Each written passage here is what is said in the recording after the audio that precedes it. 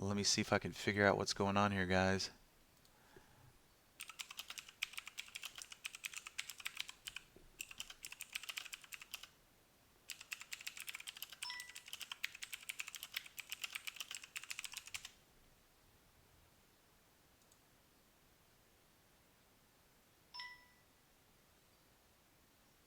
Hmm.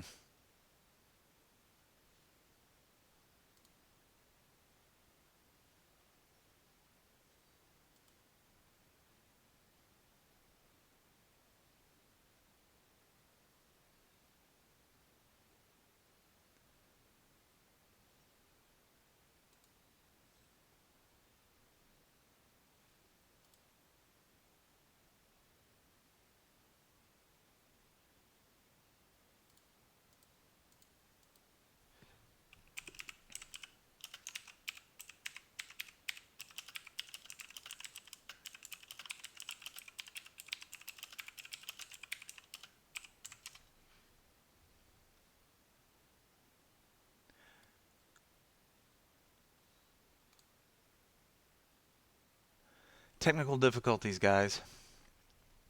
On that note, I don't even know if anybody can hear me.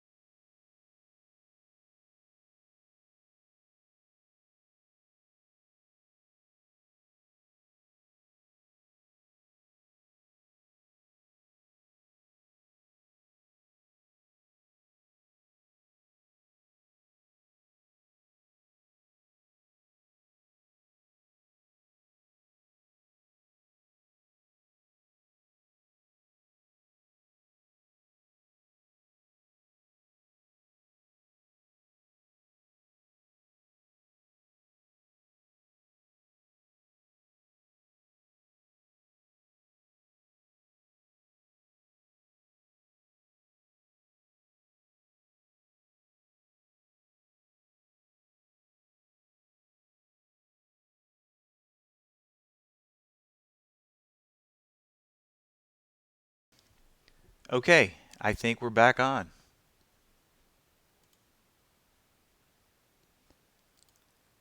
Can someone give me a thumbs up, thumbs down, say something so I know that we're good to go now? Anyone? Bueller?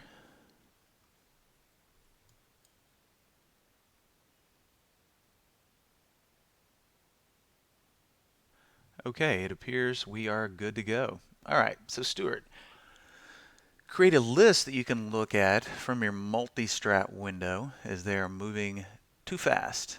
Okay, well, first and foremost, I would ask how many strategies do you have in that multi-strat window? Because we can make a list, but it would not be implementing the alerts that you have attached to the multi-strat window. So for example, here's a multi-strat window here. If I right click, you can see I've got 3 strategies in here.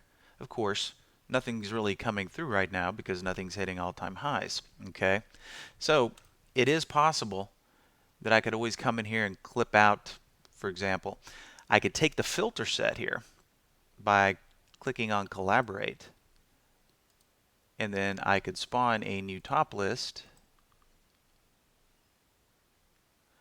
and I could put those filters into a top list, but it would not have the alert attached to the top list. So it really just depends how important the actual alert is, or are you getting everything you need from the filter set? Um, let's see here. Collaborate and paste.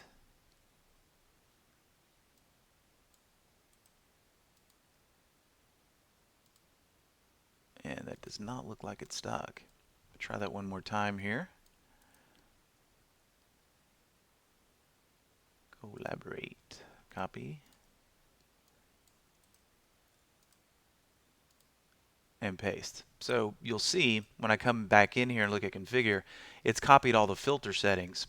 However, no alerts because we don't have alerts available in the top list. So let me know if that makes sense, Stuart, on how you can transfer your filter set from a multi-strat window, one of the strategies contained therein, into a top list. But if the alert is, a crucial part of that strategy, so to speak, then, you might be able to substitute it with a filter and just watch the metric for the filter appear in one of the columns. Um, So let me know if that's making sense, or if you'd like to send over the cloud link over chat, I can pick it apart for you right here and we'll see what's up.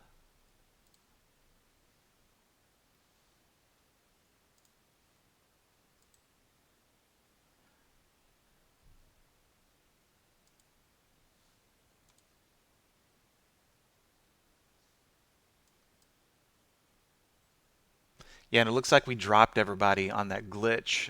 People are coming back in now. So apologies, I don't know what caused the drop there. Just quit streaming for a moment.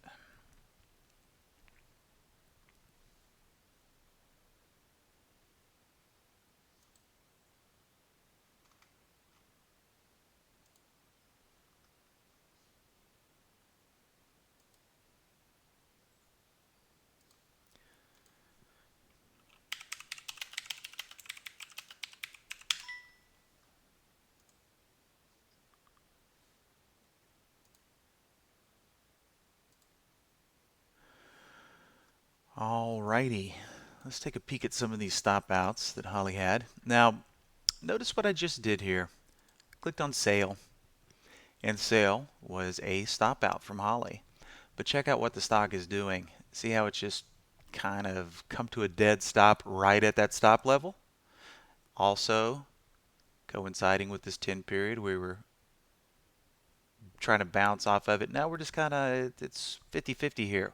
What's going to happen? We have interesting action on the 10 period right here as it tries to figure out what it's going to do.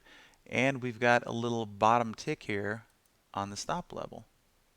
So, even though Holly got stopped out of sale early on, it still might present a little good upside opportunity here. If it could close one of these candles above this 10 period, we might go back up here and test the original entry signal, which is just another way to take advantage of Holly plays. Because when you think about it from this perspective, if the low of this candle right here is 1644, you could really take very small risk here using 1 penny outside of that candle, or maybe even coming down here to like 1939. So you'd be risking a very small amount. So let's just mark that up. If I move this line down to 1939, and we said this is our risk right here from where we are looking, and this is our potential profit area, we've got a nice multiplier there between risk and potential reward. Let's take a look at another one. Okay, this one completely different. It just crashed through that stop level and is well below it. So really would have no interest in what we call a trade around. And this is what this is called. Looking at what Holly has done based on profit and or loss and seeing if a good trade around might exist in one of those stocks. So sale kind of looks attractive there. SMPL, since we're well below the stop, not so much. GSBD, more of the same. Big. Another one that's, probably worth watching, depending on whether or not it gets a little steam into the session. But, not hovering around that area, acting as more or less of a pivot point like sale was. AKTS. Stop out here. Notice the wicking action right after the stop occurred. And then, boom, snaps right back up below it, comes over here, gets some action from the 10 period, and then off to the races. Not a bad trade around opportunity there in AKTS. OSB, more of the same. Seems like this is kind of a little area of support on the intraday. Been hovering around it. If we claim traction back over that 10 period here, OSB might be interesting. Notice that they're all not like that, but some are. Peloton, no stop, but still getting tapped down by the 10 period. This little guy just seems to be working, just taking its time. And once again, another telltale wick below the 10 period there. And then boom, reclaiming it, keeping well above the entry signal there. And lastly, WPM, the big winner of the morning. Conservative mode, knocking out a point and looking like it might want to go retest highs as it stays above the 10 period there. All right, so since we got reconnected here, the chat panel has remained kind of blank. We're regaining the crowd, so hopefully everything is cool. If you have any questions about anything, go ahead and let me know.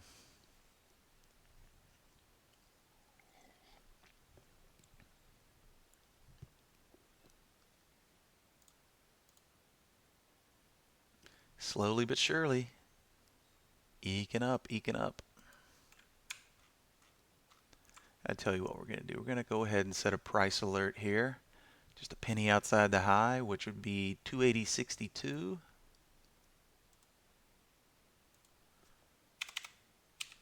Just so we don't miss this when and if it occurs. If it rises, there we go.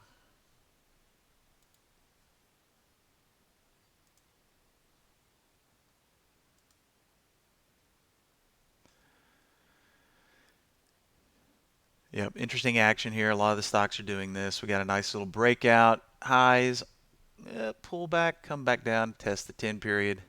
This has kind of been the pattern of the day for the past couple of days.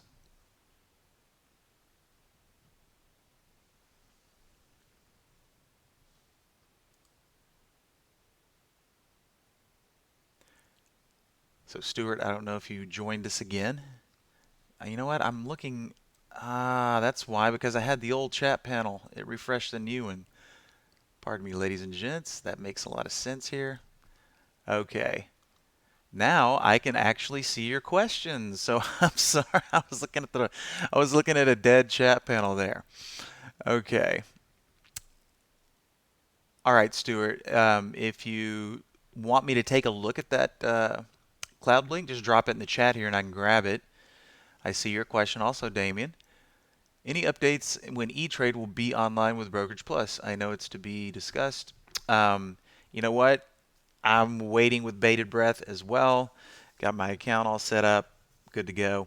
We're waiting on a few technical things, more or less on the E-Trade side. They have to issue us what they call a vendor key so that we can get active with their API.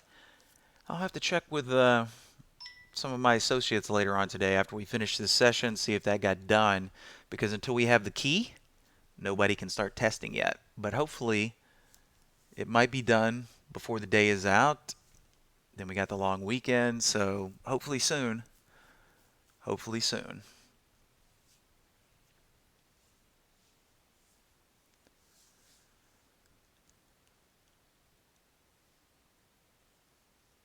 So once again, Stuart, if you'd like to pop that cloud link over, I can attempt to dissect it here for you now that I can actually see the proper questions panel. Yep, everybody's pumped up about that, Damien. Just kind of like a kid waiting for Christmas morning. We just don't know when Christmas morning is going to be here, so to speak.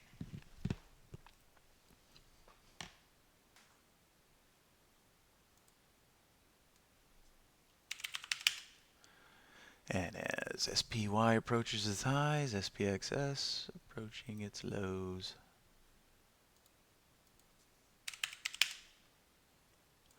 Take a peek at oil here. Still this a bunch of nothing.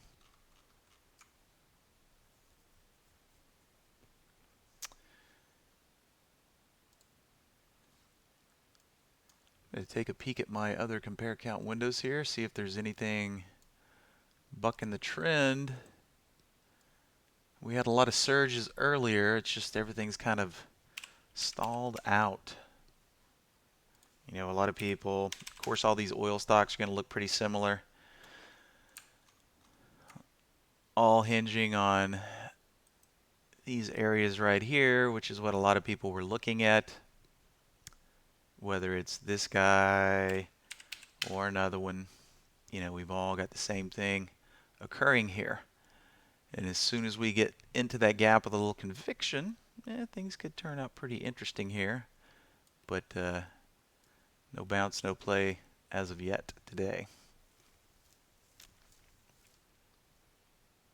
I know all the powers that be had some type of oil talk earlier in the morning, but evidently not enough to move the markets in a big way one way or the other.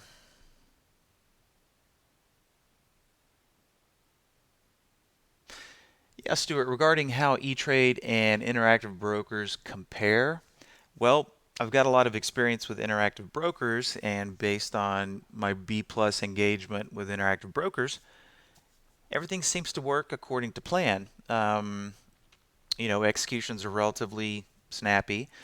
Um, Short list is usually pretty good. It's very rare that we try to execute a short and that stock is not available. Happens from time to time, but can't even remember the last time it happened. And of course, commissions at E-Trade Interactive Brokers are cheap. Problem is, they're not zero like everyone else. And, you know, we've all just been kind of waiting because flashback before all the zero commissions stuff started, Interactive Brokers was the first to, I guess, start the avalanche there. They went to $0 commissions, but they had a little caveat. Okay, on one interface, zero commissions, but if you want to run trades through our API, which is what Brokerage Plus uses to connect to the Interactive Brokers Trader Workstation, then you are going to still pay commission, right?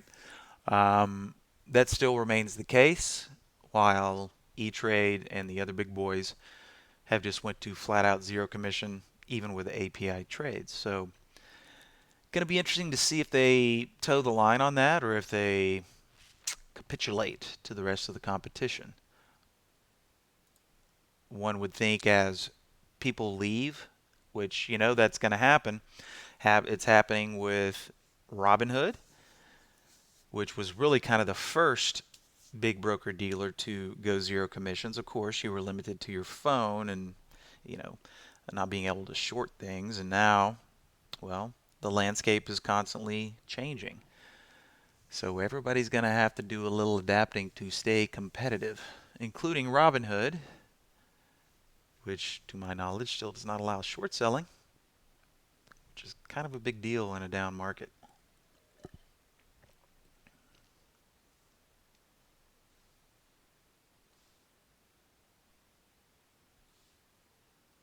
All right, now my screen sharing software is giving me a message here, but hopefully nothing significant. Yep, looks like we're still streaming, so that's good. All right, guys, not a whole lot exciting going on right now. Nothing wrong with a little dead air, but I'm sure somebody out there is sitting on a question.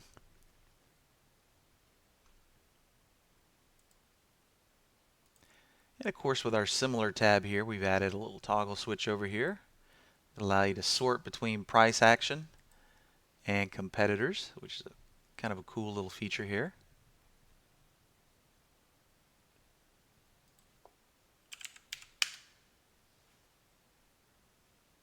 Competitors and then price action. We can immediately sort by change from close. See what laggers might be in play. Laggers or leaders. How do you display the date in the alert window? Similar to single stock window. The date in an alert window, well, that's relatively easy. We just have to make a little room for it. So if I take this alert window here, and it's just going to be hiding in the time column. So all we do is stretch out the time column. Oops, wrong one. And then we can see today's date. If I go check out the history, you can see all of these as we scroll back to the open are from today. Assuming that's what you meant there, Aya. Only one way to show a date in the alert window. Oh, ER date. Earnings date? You talking about earnings date right here? If that's the case, we could just add that filter as a column.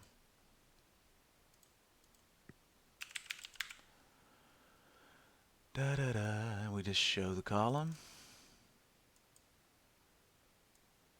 Of course, it's not going to look the same as what you get here. It's just going to show you how many days are out. So gold, 19 days at the before the open.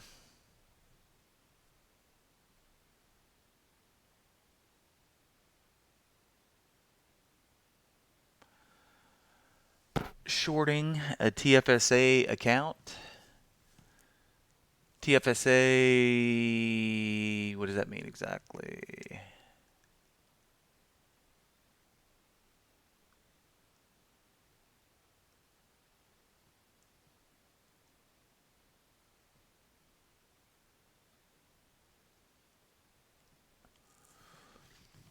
That's not ringing a bell, Stuart, off the top of my head. So if you could elaborate a little bit.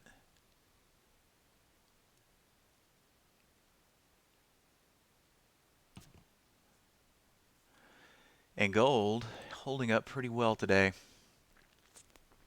Not backing off. And we're actually Barrick Gold. Spider Gold Trust. Well, as you can see right here, not too far away.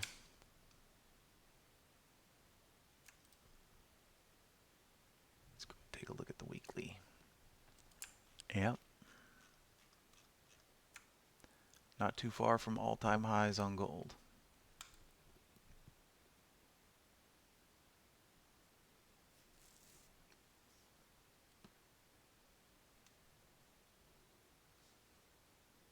Well, while we're waiting there, let me just see if I can pull that up.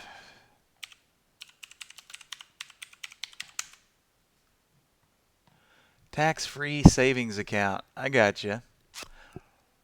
Not really sure about that, Stuart. That would be, definitely something you'd want to ask your broker-dealer.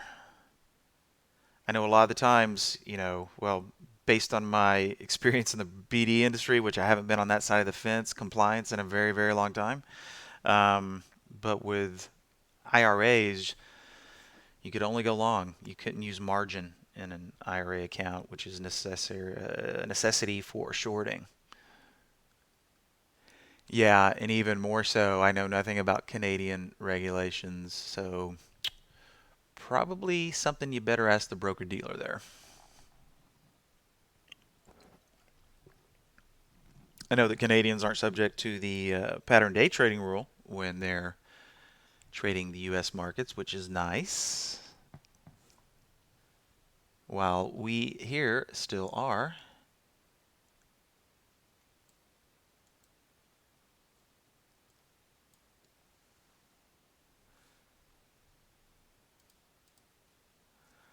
All right, as nothing is going on my screen here, and we're still just kind of dead on the SPY as well.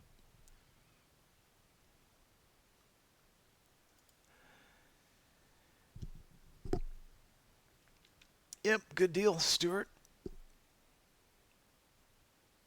That's the beauty about retirement accounts.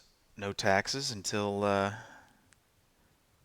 well, as long as you don't pull it out before the designated age, no taxes.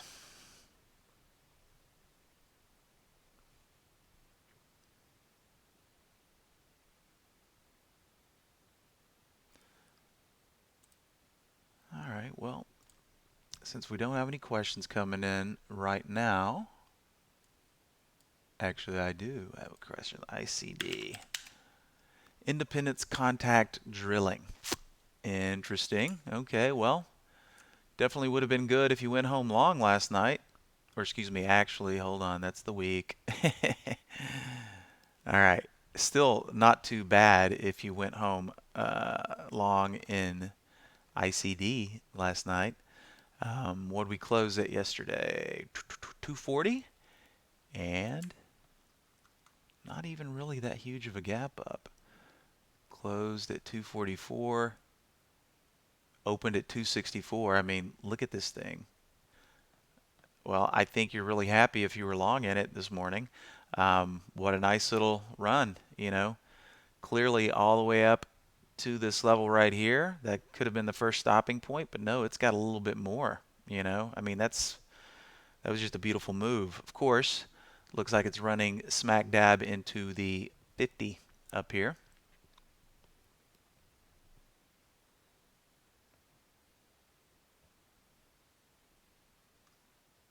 That was its stopping point. Man, what a nice move there. What it's going to do after today, have no idea.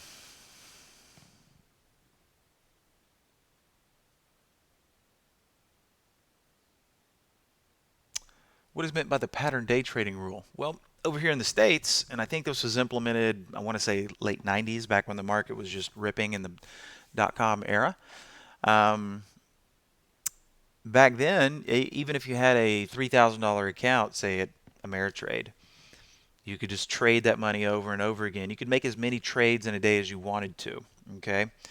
Well, then they came along and they said, well, look, guys, we're really concerned about you guys blowing up your small accounts, so we're going to make a rule to quote unquote protect you, right? Which really, it was the exact opposite.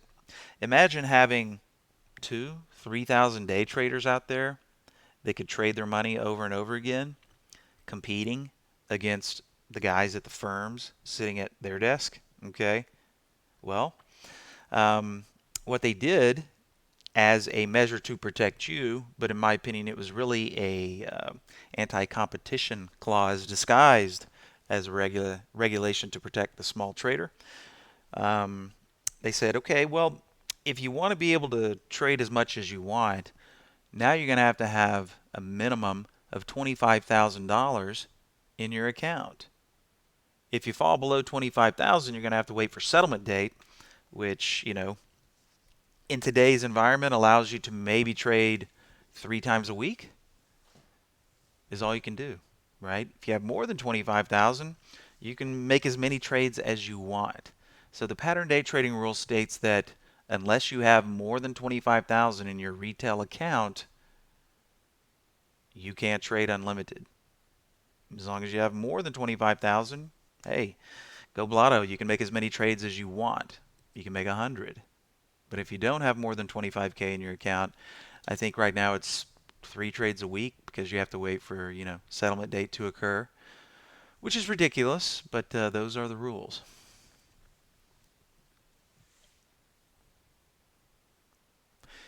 Yep, those are some great rules, Stuart. I wish those were those were the rules we had to abide by.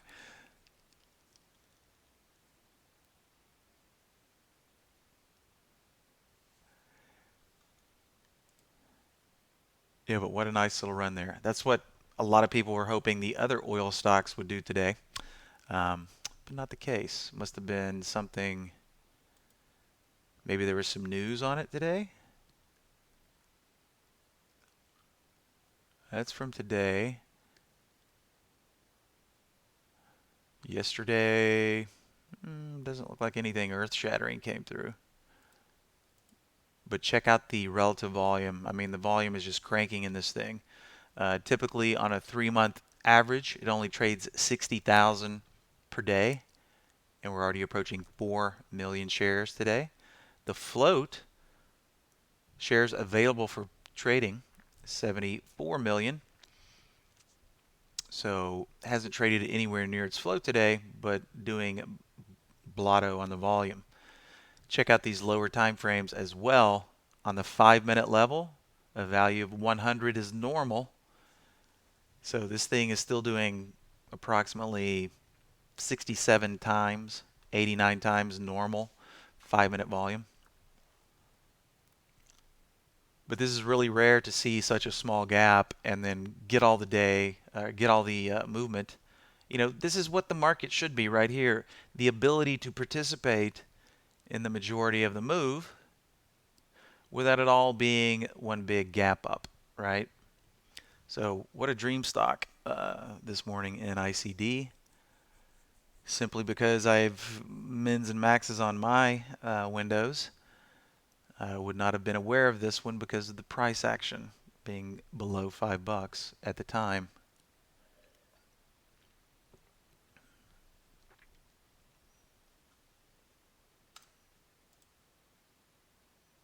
And while we're waiting for a question to come in here, I'm just going to do a little bit of experimentation.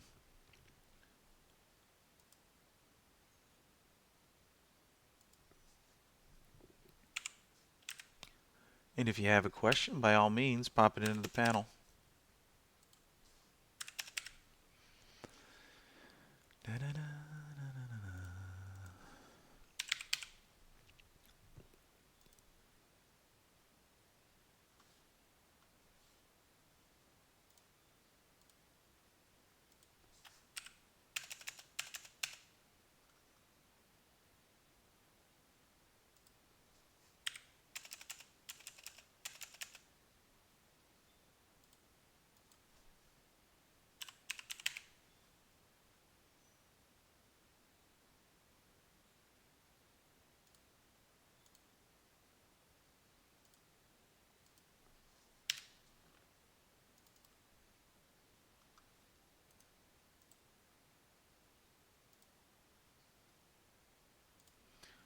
All right, we're going to see if there's anything out here in the bigger cap sector. Playing around with these VWAP divergences here, but I want liquidity, and I don't want them to be thin. So we're just going to start with some random metrics here. Set up a little back test and see what happens.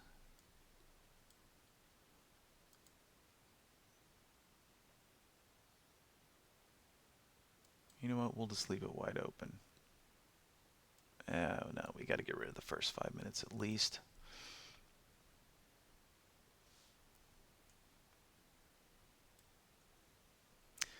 Still perplexed as to why we dropped the connection earlier.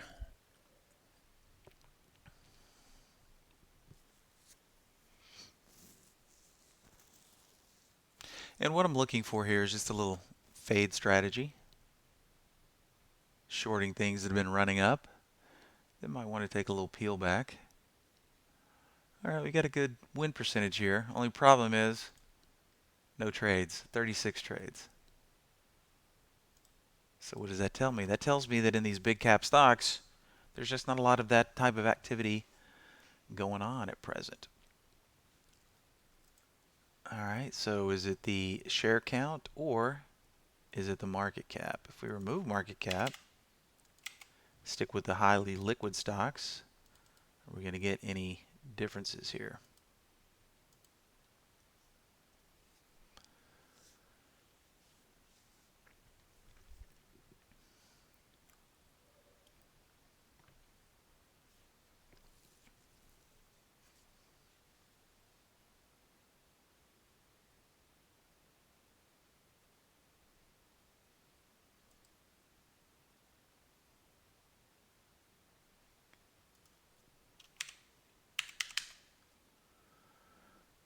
Still just kind of hanging out there on the SPY. Okay, we got a few more trades here. 109 trades. There might be something here. We've even got a small spread between average winner and loser, but not a whole lot of trades to try to optimize by here. Let's go to the RSI filters.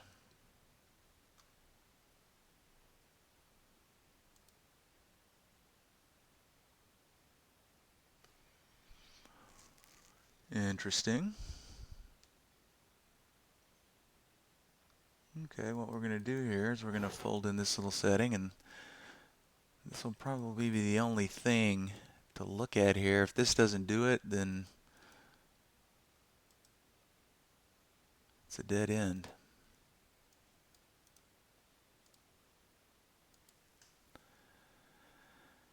Can you set a % gain on back test instead of a sell time? 30 minutes, could you sell 15% upsell instead of a time frame sell? In other words, a profit target. Sure, if that's what you mean there, Dante.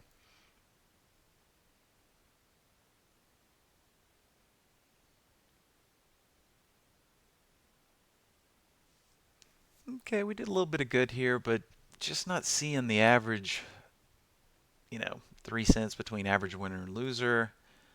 And a little too spotty. Looks like we get crushed on that day. Biggest winning day, 280. Biggest losing day, 351.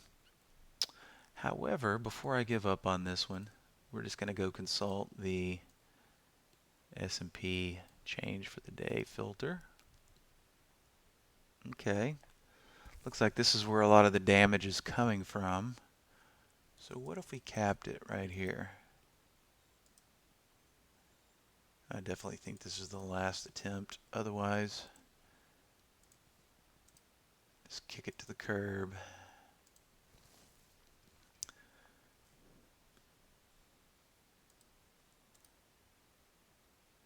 But yes, we could definitely set up a profit target here of 15% is what you were referencing here. And get rid of the timed hold as well. Okay, we keep bumping up that winning percentage. It's just the spread there between average winner and loser just doesn't look appealing. Even if we dialed in the equity levels here, we're still nowhere near profitability here. Although our biggest winner did get bigger than our average loser. And I like what I'm seeing here. Winning days in a row, 10. Losing days in a row, 1. But let's see how nasty things get. And actually, might be worth taking a look at these guys here. So, no trades since April 1. Which we'd have to go back pretty far here. Let's just change this to something a little bit bigger so we don't have to scroll back so far.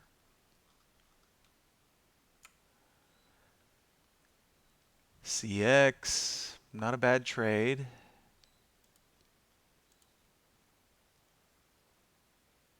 GSAT, not a bad trade, but that number looks a little weird there. Ah, okay. And this is some of the stuff you find when you're backtesting. You're like, hey, this looks really good. But then you're like, why am I in almost 7,000 shares based on my entry of $2,000? Well, because it's the 29-cent stock, right?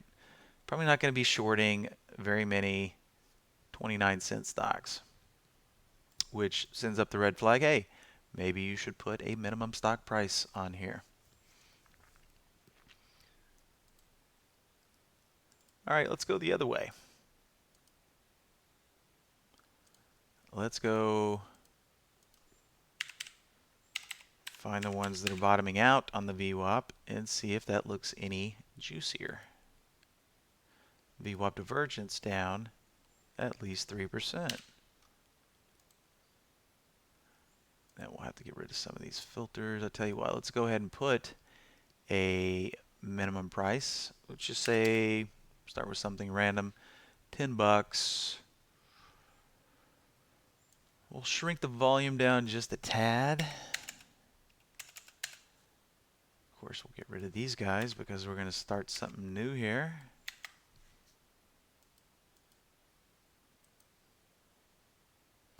In this one, we're going to take off the timed hold. We'll give this one 15 minutes. We're just going to leave the timed exit all the way out to see what happens over the longer term. And on this one, tell you what, we'll engage your idea there, Dante. Percent gain. We'll just start with something silly right off the bat, to something completely arbitrary. 3%. 40-day back test. Simulate the buy.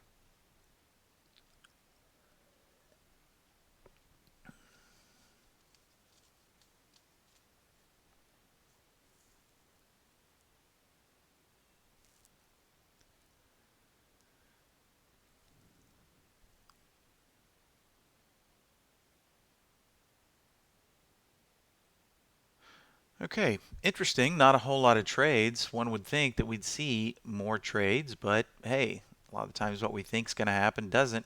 Funny thing is, this daily looks very similar to when we were trying to fade the ones that were going up. Now, oh, for a minute I thought that said 10 cents. Still don't have a spread between average winner and loser, right? Even though we're high percentage on the success rate, we've got no spread between average winner and loser. Now, does using this profit target, what happened if we didn't do that? Let's try that and just see what kind of impact that makes.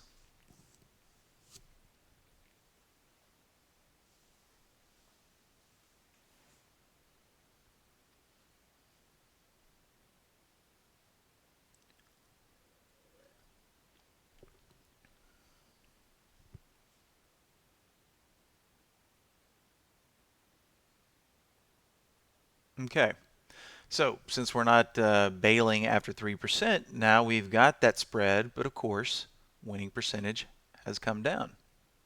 So you still never know. Is there any hope for this thing? Let's go ahead and, well, we're looking at increments of 10 right now. I don't really see anything that jumps off as far as price. It looks pretty random there. Time of day, pretty random there as well. Other filters. So typically I just go straight to some of my favorite ones and see if they'll add any flavor there. And, you know, we run into this a lot. Yeah, we've got a little green period right here. We're going to whittle trade count pretty much down to nothing. But hey, let's just take a peek here and see what happens if we cap that upside RSI on the intraday and see if it leaves anything left.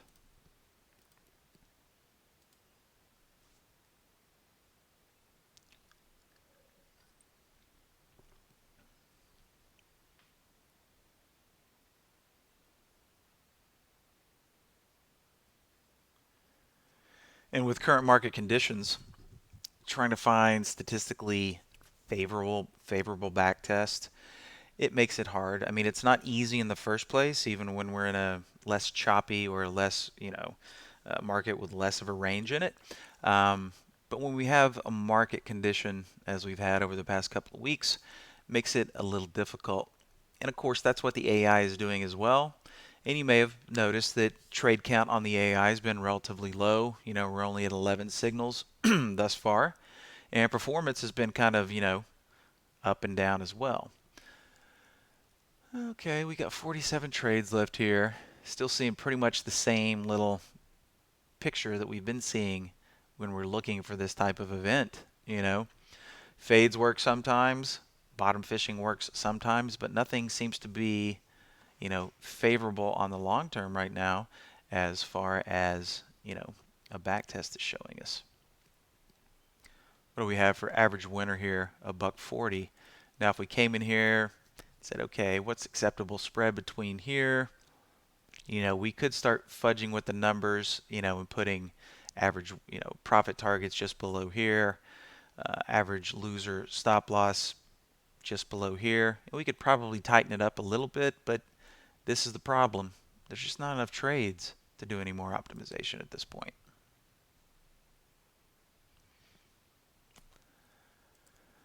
Well, so much for that idea, right? That's what we do.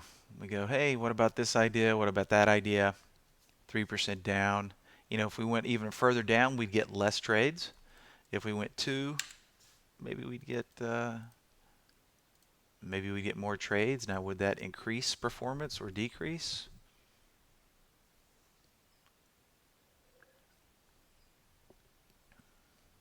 We'll just take a peek.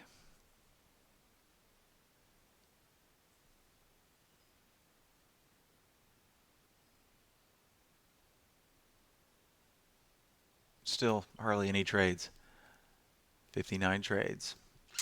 Can't really do a whole lot of optimization on 59 trades, and it's not like I have a crazy filter set here. All I basically did is add a RSI filter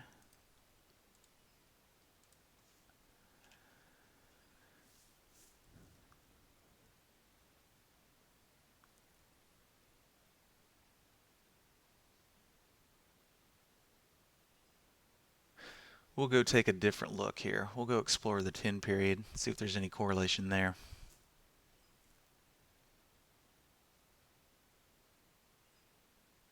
Okay, we got a little bit of, see, even so, this is a pretty bare bones filter set here. I mean, I've got average daily volume, I've got a minimum price, and I'm weeding out ETFs and iShares. So that's pretty interesting that there's only that many trades coming through, which is basically just a testament to the market, so to speak.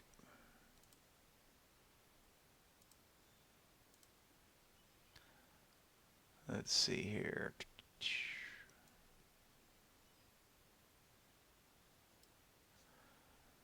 Let's just see if anything jumps out at us. That's the wrong one.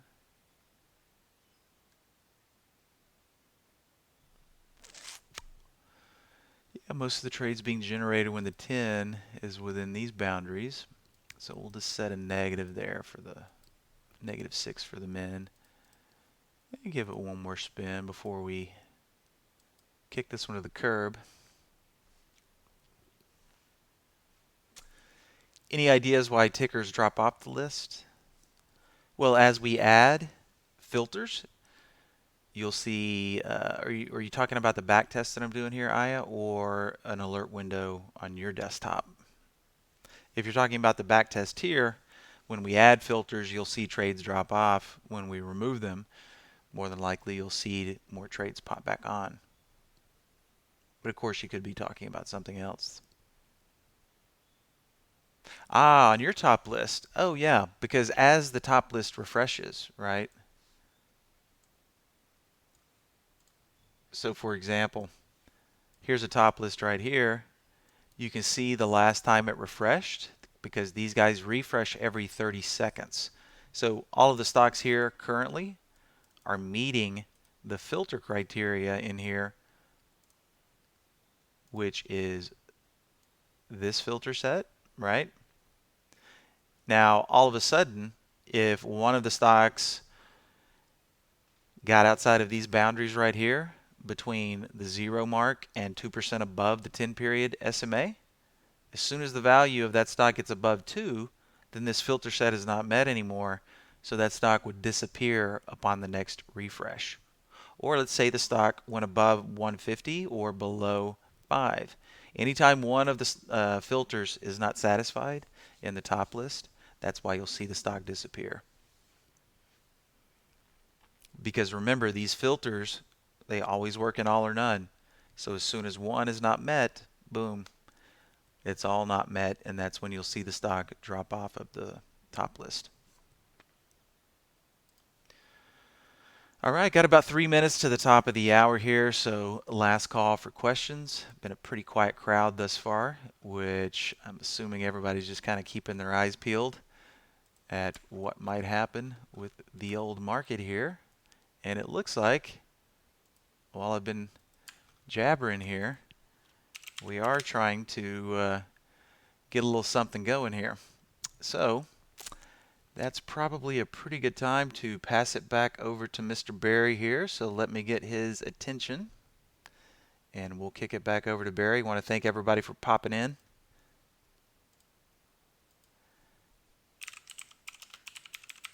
All right, Barry, can you hear me?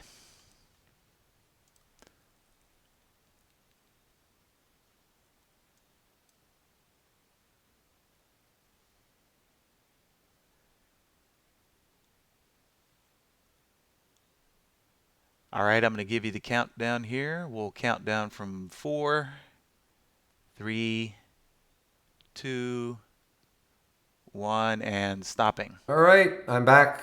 Okay, guys, you can hear me in YouTube. Hopefully, you did it seamlessly.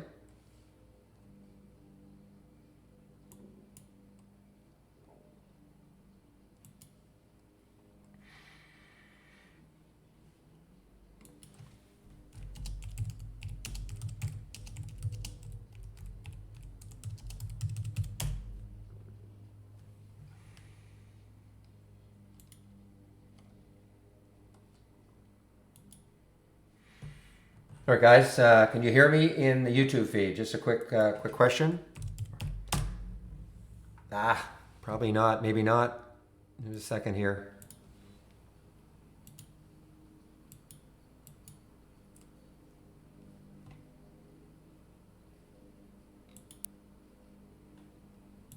Oh no, I'm long gone. Matador, I'm long gone.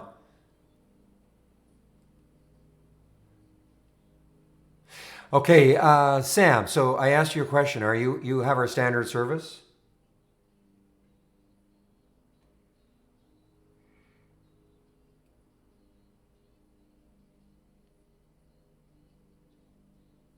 You can hear me on YouTube. Okay, it's I have to reload the chat then.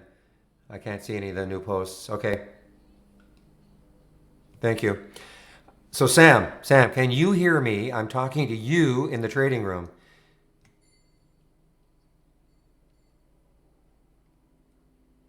No, okay, guys. Yeah. I'm talking to Sam. I know everybody else can hear me in the trading room. I'm asking Sam if he can hear me. He asked me how to get access to the simulated trading program. So, guys, I mean, it helps me a lot if you ask me a question. If you know, make sure you don't have me on mute.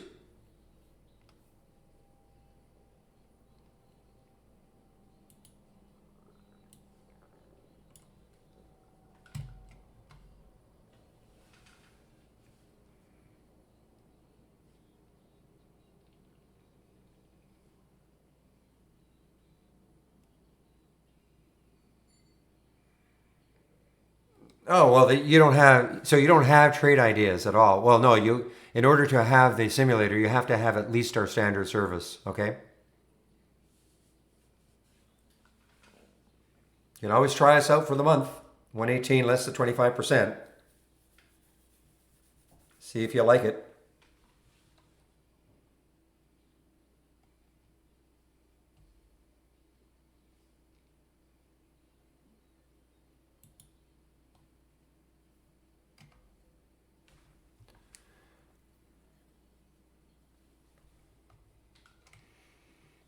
Meanwhile, NLS is moving here again.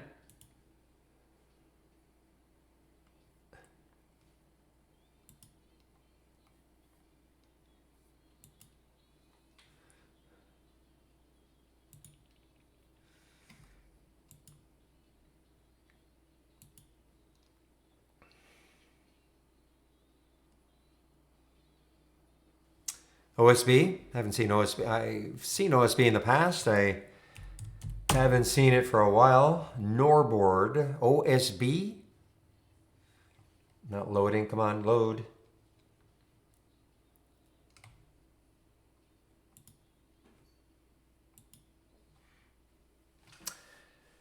Let's see.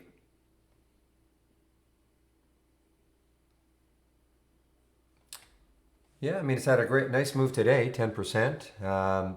Okay, so this is what I see when I look at it. I mean, if I were looking at a longer term hold, obviously this area right there, couple of topic right there, 1464 and 1467. So that area, if it can get through that, then it's got a lot of room, you know, up to that 17 level, and maybe who knows, onwards and upwards. There's the 200-day moving average. But yeah, even today, not bad. I mean, it's over the whole number. It's trading twice as much as normal. Sorry guys, I'm still waiting on the YouTube feed to show up so I can restart the chat.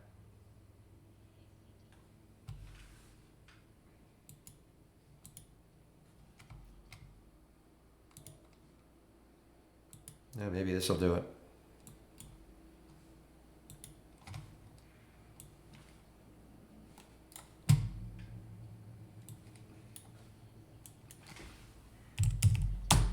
Okay.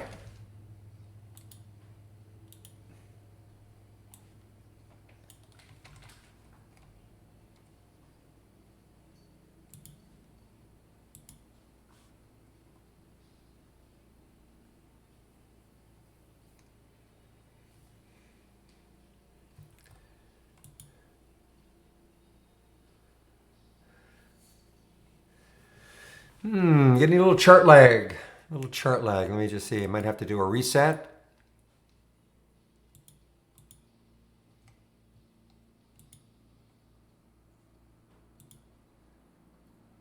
Okay, not bad.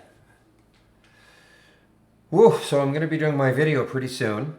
What a morning. What a day. I know. I say it every day, but what a day.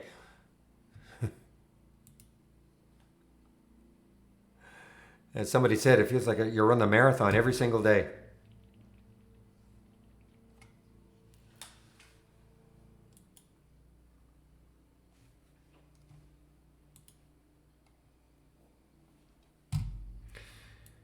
If you're going to run the marathon, you better have some good training equipment, and why not buy Nautilus, NLS.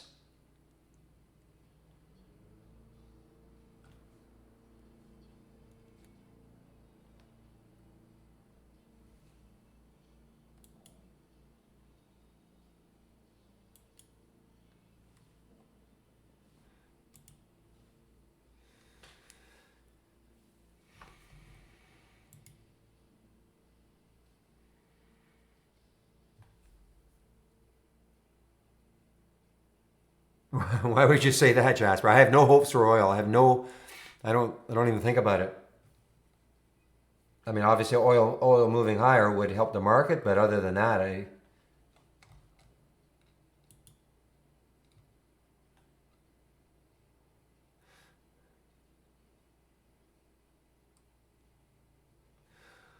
what a move upwards for both Sting and from these lows right here.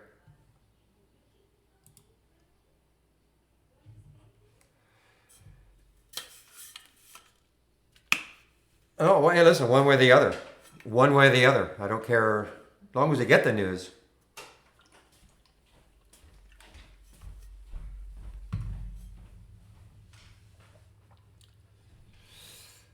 All right, guys, I'm going to do my video now. So,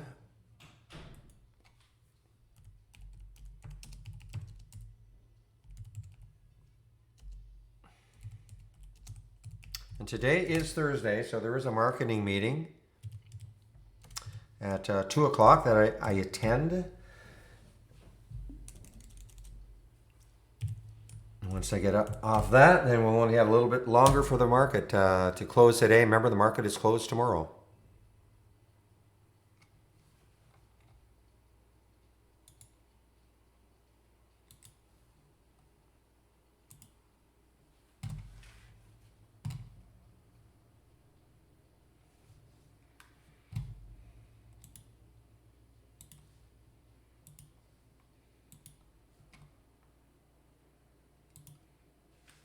Okay, guys, I'm putting myself on mute now, so we'll see you at around 1:40.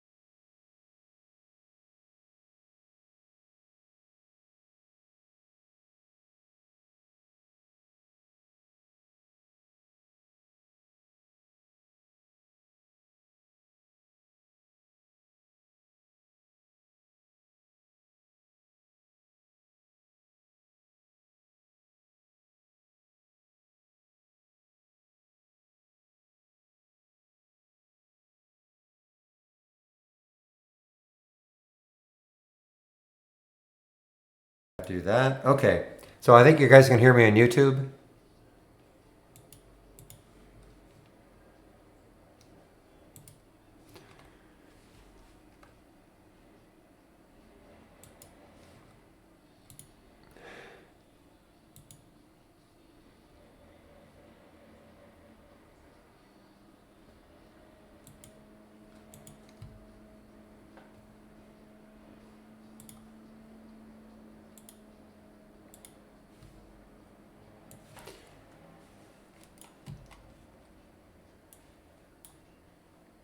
Okay. Everything's loaded again. PB is a pullback, Jazz.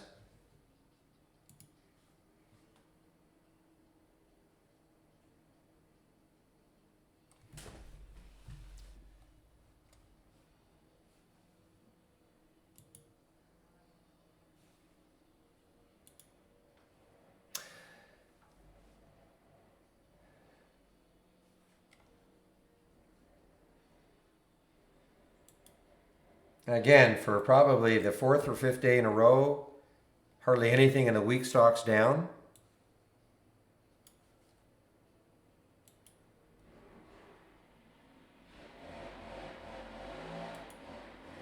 All right, guys, you might hear a little bit of leaf blowing in the background. Because guess what day it is? It's Thursday. It's Gardener Day. Meanwhile, ASTC just... What are they doing? Material definite agreement? No, I don't see any I don't see any new news for this one. The last news I see is March 26th.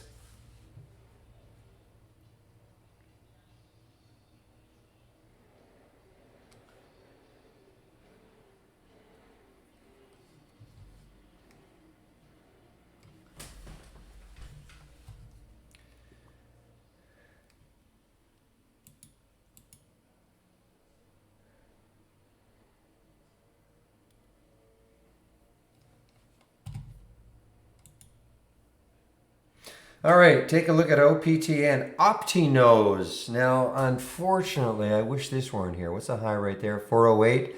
And high looking left is 427. I wish this weren't here. It's just a choppy looking daily chart. Otherwise, look at this. Look at the volume that came in. Break over 4. I mean, listen, it could keep ripping higher. I just not in love with this daily. I like this. I like to see more room.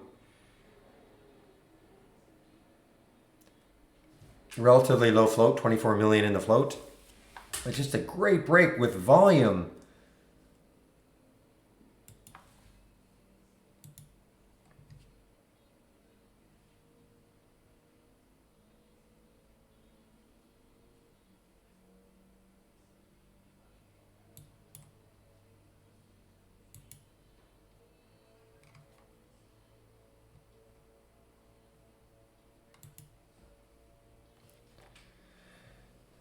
Oh man, I wish this weren't here, guys. If imagine if this were like straight 45-degree down and it was basing here, and then this pop.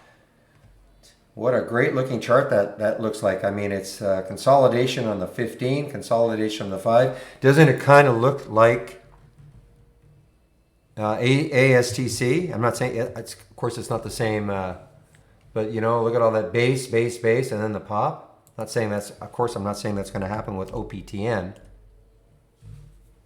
But, you know, base, pop. But the difference is,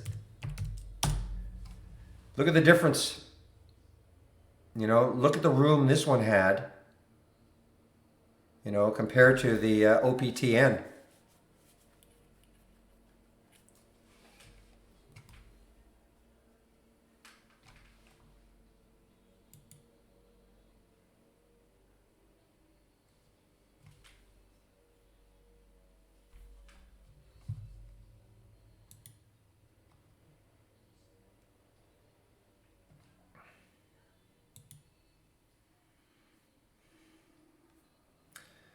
I think this was a downgrade by Goldman, wasn't it? FLIR. Let me just take a quick check. Yeah, this was a downgrade from Goldman. FLIR.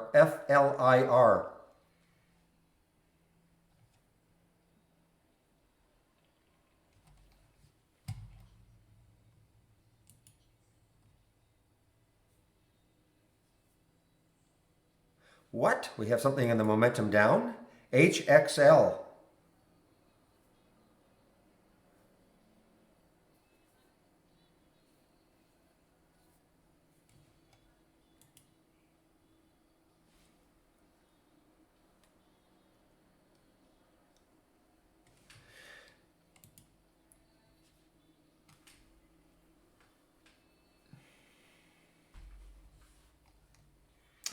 Well, look at this one. Schlumberger is starting to nice move down here. This is a low of the day now for SLB.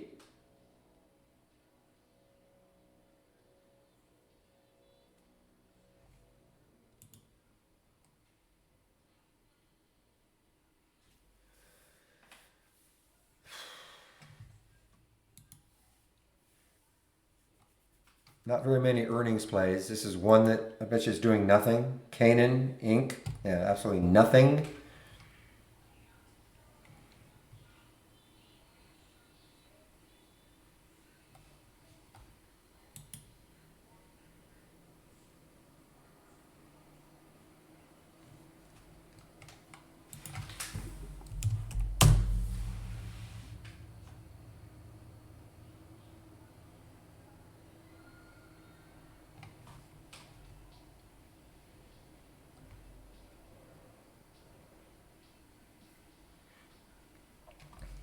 So again, with a little bit of more management of the simulator, at one point, remember I was up $700, and so kind of got cut in half. Just with better management, not necessarily I would have got 700, but probably with better management, I would say 600. And this right here is a $180 swing. Right there, $190 swing right there. Up 86, down 100.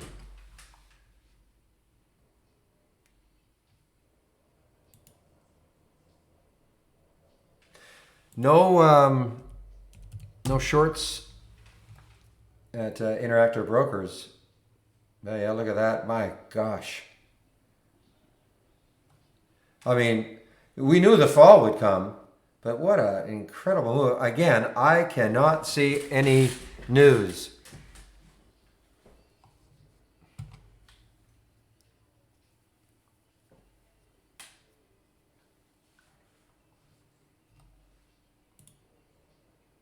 What more do you guys want exactly? My inner Dan.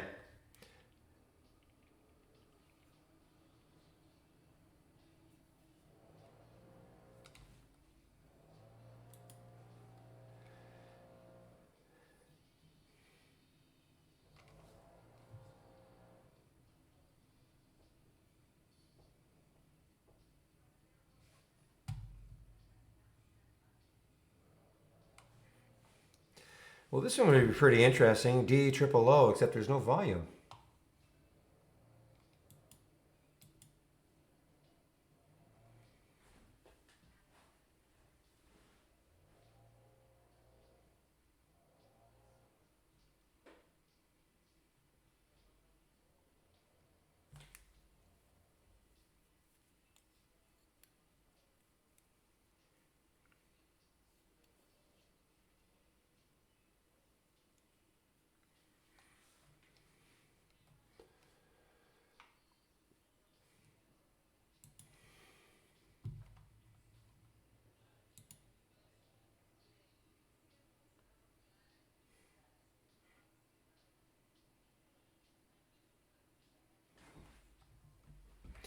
I'm probably going to regret not taking this Opti-Nose. I'm just, again, I don't like that daily, but next high looking left is 430. I mean, if it got through that, I mean, then the next high is 475.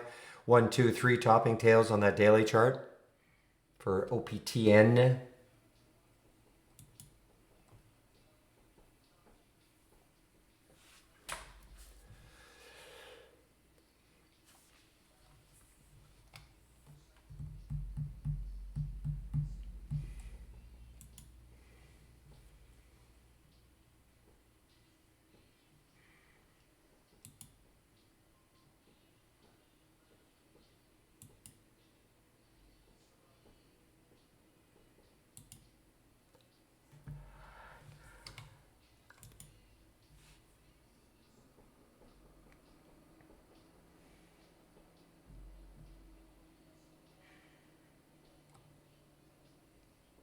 This is, this made the watch list. The problem, it's not triggering because the relative volume is too low.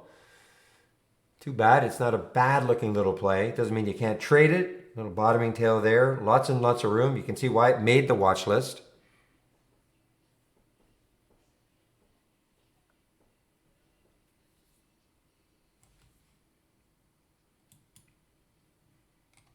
Ruth went without me. It was just so choppy for me. All this choppiness right down there.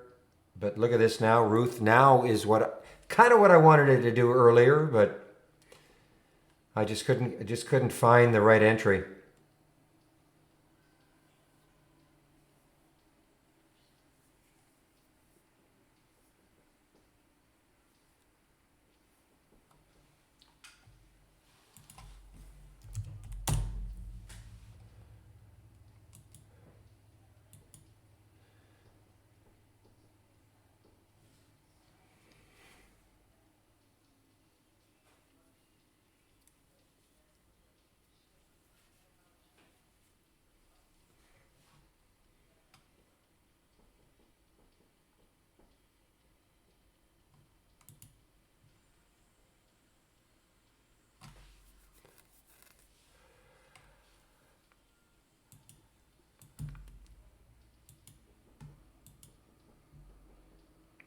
All right, guys, let me talk a little bit about, before I take not a break, but the 2 o'clock marketing meeting starts in about 14 minutes. Talk about a little bit about the similar window.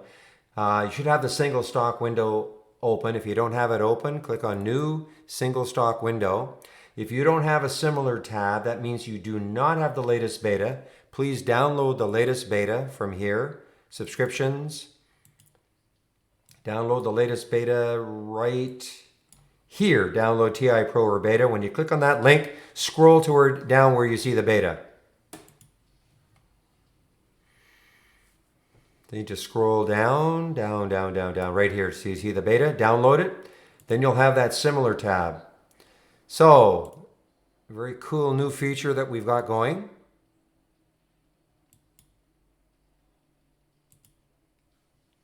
So what I do, here's how I use it. I have my single stock window up, then I'll click on similar. Notice that we have competitors and price action. I don't use price action yet. It needs some more filters and all. Even the competitors needs at least one filter, a minimum volume, but it's not bad even right now. But I click on the competitors and then I duplicate the window twice. So that's why you see it here and here. I just right click, duplicate, and I put it here and here. All right. Next, I sort on the change from the close, both up and down. So I want to see the ones that are up the most. I want to see the ones that are down the most. Okay, and that's within the sector. So when I click on, say, VEL, I can see how other stocks in this mortgage and non-mortgage loan brokers, we really drill down into this subsector. I can see how the rest of them are doing in that sector. Okay, let's take, MN pharmaceutical preparation, obviously a pretty hot sector right now. So there's, TLSA right at the top, MNOV right at the top. The interesting thing that you can do, let's just say for argument's sake, you want to follow that sector all day long. Or whatever sector. You might have a favorite sector that you want to follow all day long, or you have no idea what sector you might want to follow, but you click on an alert and say, wow, that's something I want to follow all day long. So all you have to do is just right click and pop it out. Pop it out. And now that's a top list window that you can put all the filters you want on it. Minimum volume, the price range you want to follow, relative volume, all sorts of different filters. Just treat it, and then you can watch. Then you can have that. You can have that very accessible all day long. So it's a pretty cool tab that we've added, and it's just going to get better.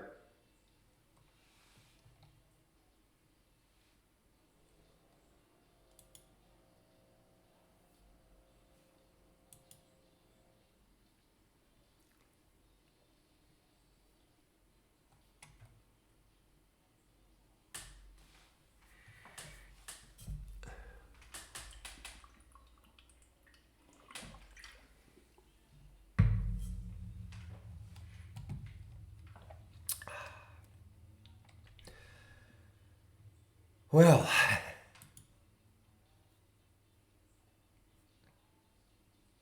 coming right into the 200-day moving average, MNK 404, very close.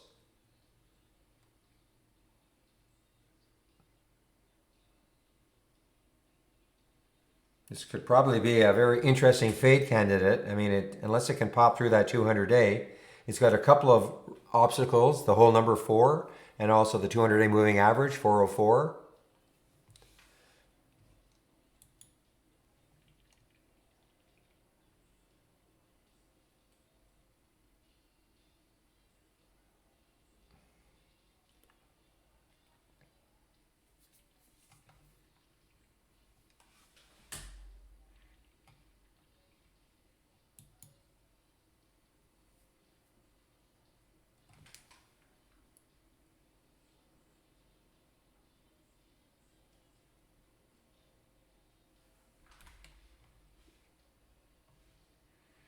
Well, if SCO, okay, now the market is maybe finally reacting to oil. And maybe now, guys, I mean, we're starting to see a drift down now. Remember, Dow was up about 500, holding fairly steady around the 500 range. Now we're starting, that's a second, another 9 minutes for that candle to close, but this might be the start. They didn't like the 23% cut. What do they want?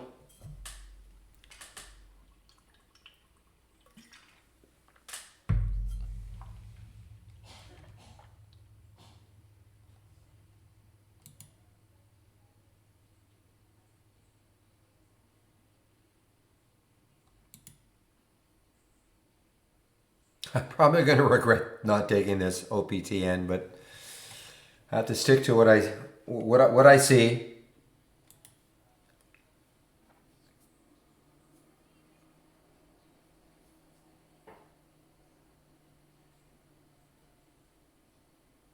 I don't think we have it anymore, Axis, because the automated trading is not really the way we should be doing it with the AI. Okay, everybody.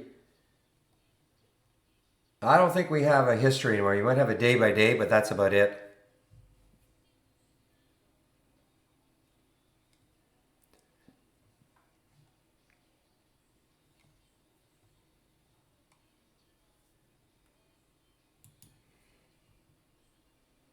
I'm answering somebody in the YouTube feed. Meanwhile, yes, ASTC. Meanwhile, this is acting like the ICD, and there's that float. There's that float. 3.6 million in the float. Why do these things happen? Well, the float, the lower that number is, and if a stock is in demand, this is what can happen. Because the lower that number, that's the supply of stock. If there's a very low supply and high demand for whatever the reason is, you get in sort of a feeding frenzy.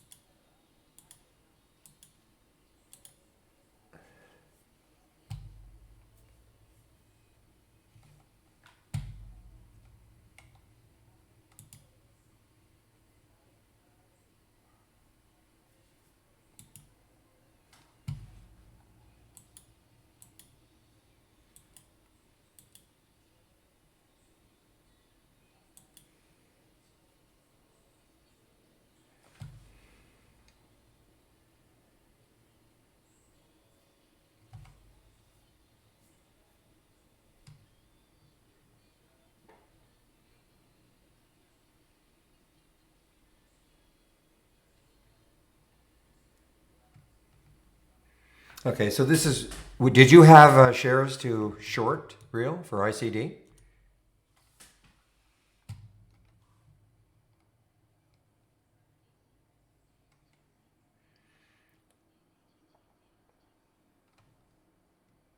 So what he's saying is, just below the current. So at this particular case, that was the current 5-minute candle. So right below it, and then you just take the short right there, and you put the stop at the high. Well, that'd be a pretty tough stop. Draw a line just under. I use that as a line to break and hold.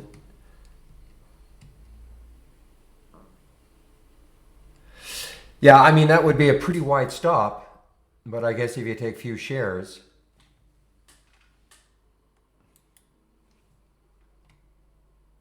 KDMN.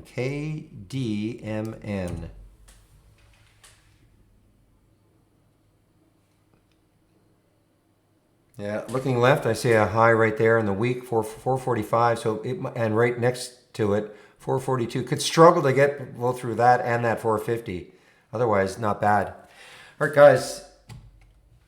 Can't forget, 2 o'clock is my marketing meeting. So let me just get.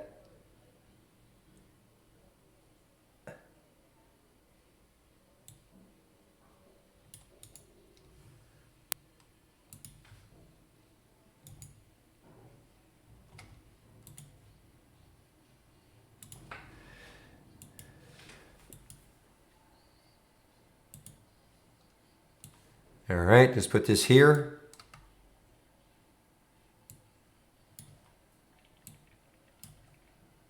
There you go. So if the stop is too big, okay.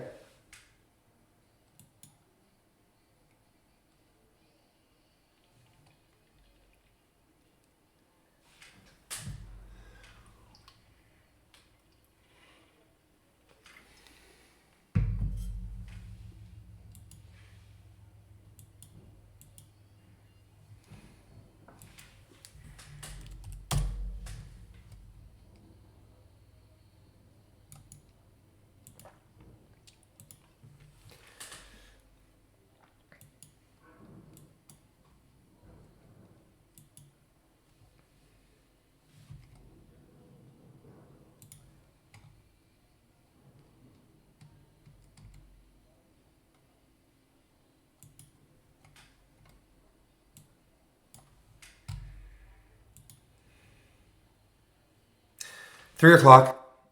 I'll be shutting the room at 3.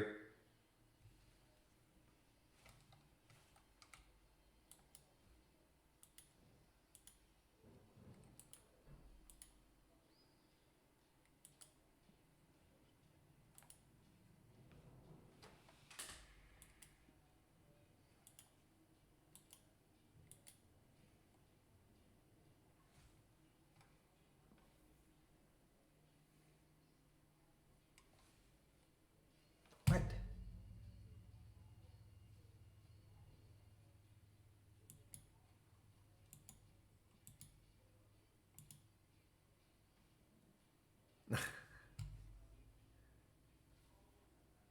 How do you increase the number of stocks in the M window? No idea what you mean by that exactly.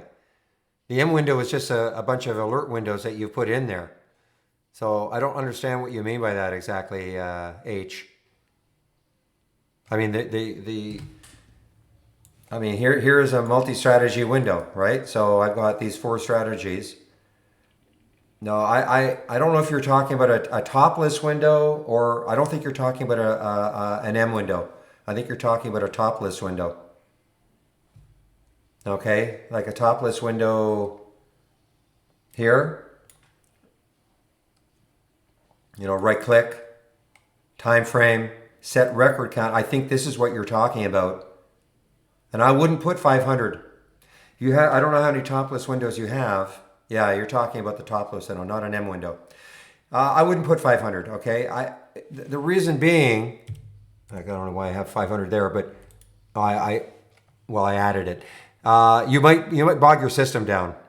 You remember what happens? It updates that every 30 seconds. It's got to run through all the symbols, okay? So I would not, there's no reason to have 500.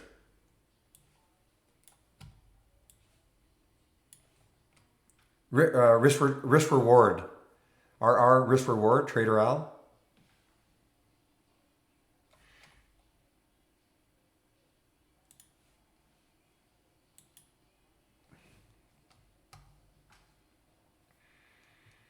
So if you get into a trade and you have a 10-cent stop, You're hoping to get at least, well, some schools have thought at least 20 cents, but a lot of people want 30 cents. In other words, 1 to 3 risk reward. So your risk is 10 cents. You're hoping to get at least 30 cents or 20 or 30 cents in the trade.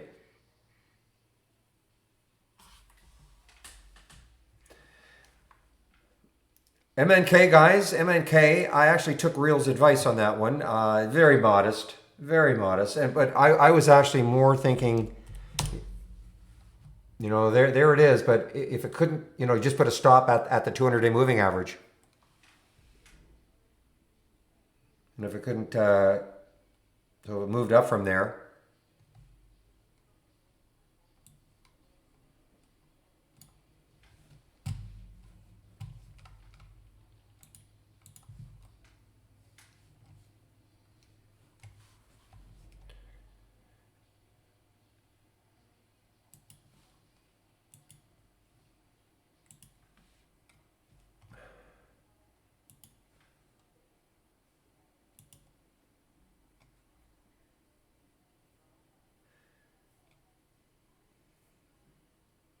So I keep watching this MNK. I mean, the number of times it tries to get to 4 and fails, either because it's the whole number and also that's that 200-day moving average. This could really have a nice fall in it. And that's the MNK.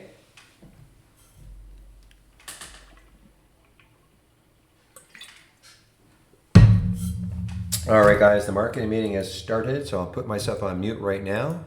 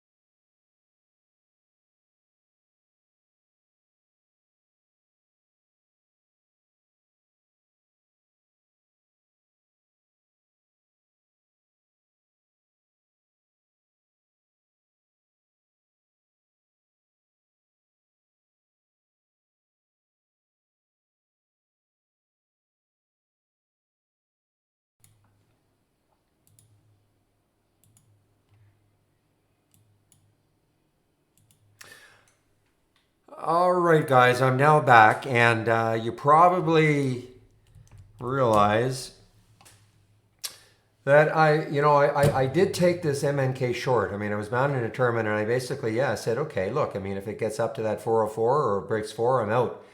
So I'm out of it now. It's kind of a scalp short, but not bad because of the risk reward I had. And the other one was the Best Buy. I did it. Bed Bath and Beyond.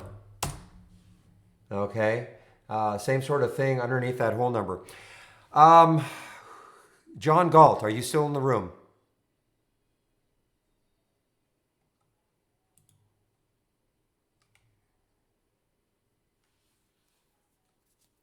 Just waiting to see. John, are you still in the room? Want to answer me in the off topic?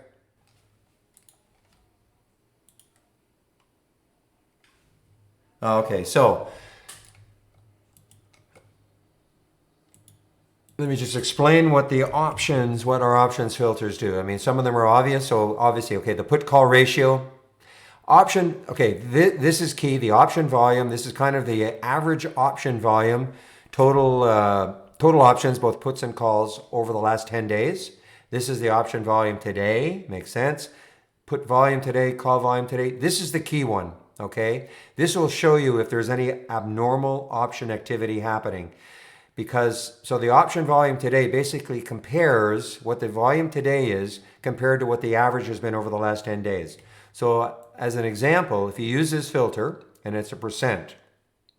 So if I add this filter and I put 200 in here, so let's just say a stock normally trades, 4,000 options a day over the last 10 days. For you to see this stock today, it would have to trade 8,000, in other words, double. So in other words, abnormal option activity. Now, whether that translates into a good option play for you, I can't answer that. I'm not an option player, but you can definitely zero in on the stocks that are having abnormal option activity. Does that all make sense?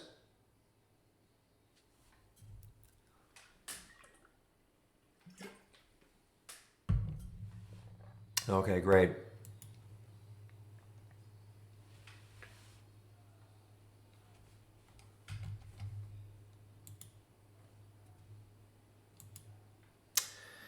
So guys, it is now 2:26.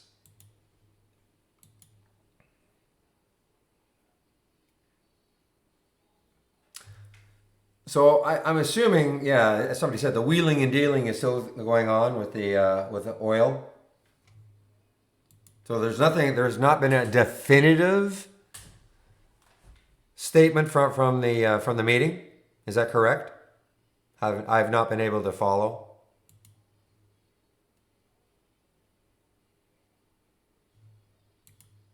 That is correct. Okay. No definitive statement out of the meeting yet. Okay. Thank you.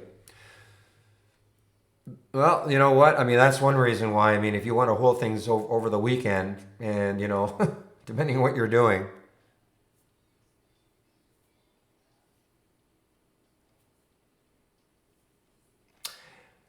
you're running the risk of something not going in your favor, depending on what comes out of that oil meeting, I guess. So that's my only advice. Yeah, oil over the weekend, no way, exactly.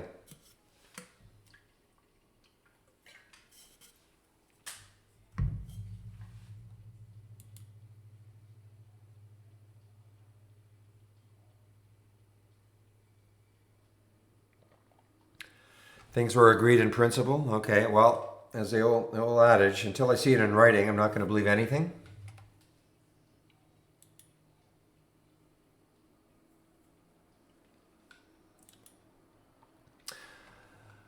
Whew, well, I'm Bush, guys. So listen, closing the room at 3. As always, I'll stick around if there are questions after 3 o'clock. But otherwise, now's a great time to ask me questions until the end of the day. Just got to be able to spell closing right. There we go.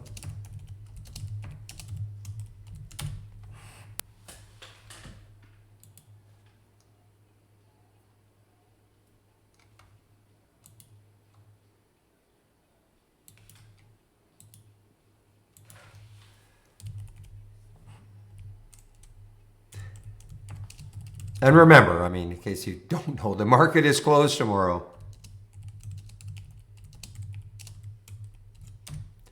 And again, I'm going to pop the promo code in one last time for the day.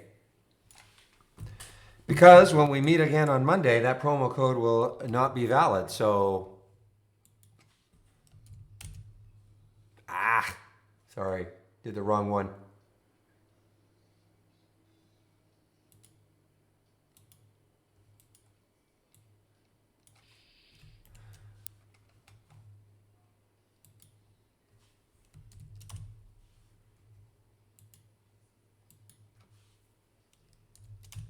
Okay, so again, there's the promo code Easter egg. Make sure you spell it right, all in capital letters. 25% off the first month only, or the entire year. And as always, if you try us out, say for take the standard monthly, 118 a month, less than 25%. If you decide you want to upgrade, if you do it within 30 days, we'll honor that 25% promo code, upgrading either from a monthly to an annual, or from a standard to a premium subscription.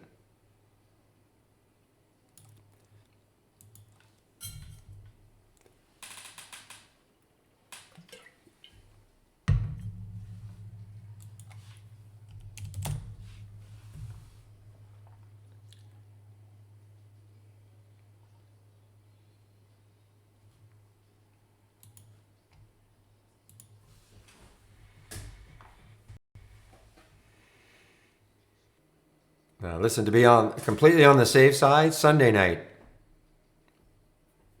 Hey, listen, sometimes they do extend it one day, but to be completely safe, Kevo or Kevo, 11:59 p.m. Sunday night.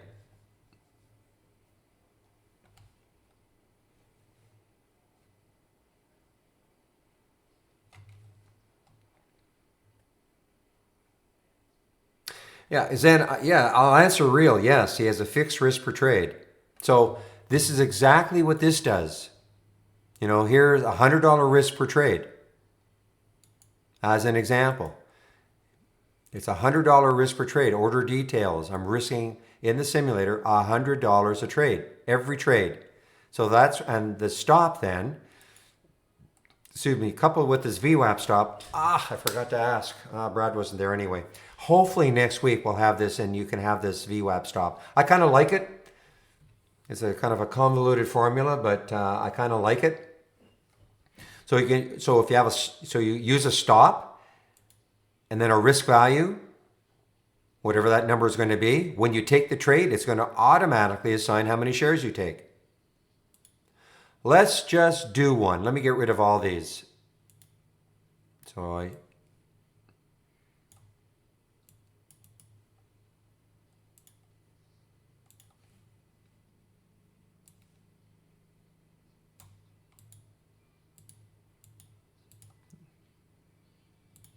All right.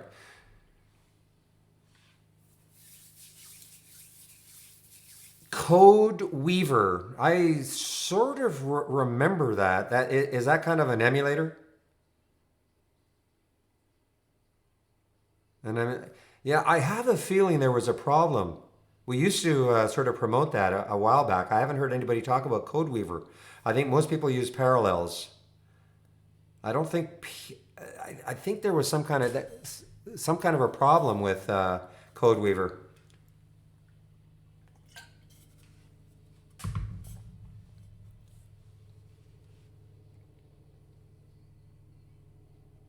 I think most of the people at Trade Ideas who have Macs, they use Parallels.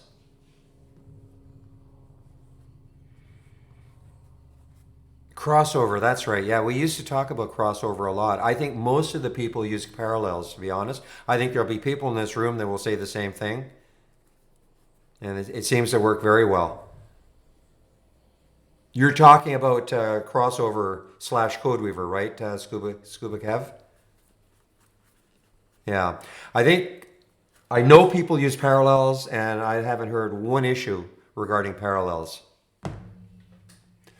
So let me take a trade here, guys. I'll just take a trade and show you how this works.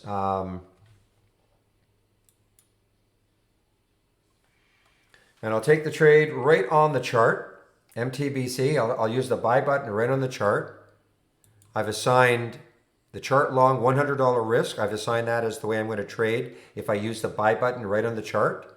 I've just checked that default chart long strategy.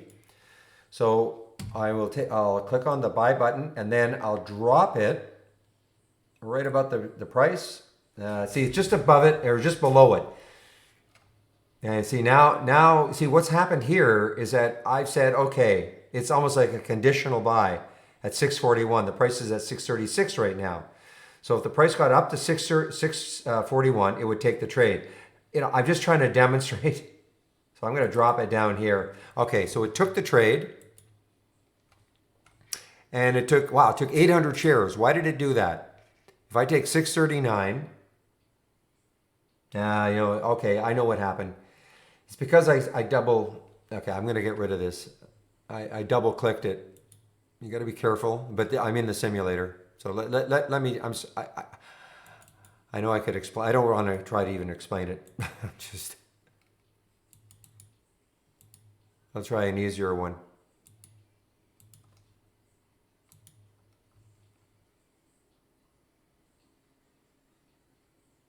I don't know if there's a resource to learn trade ideas backtesting.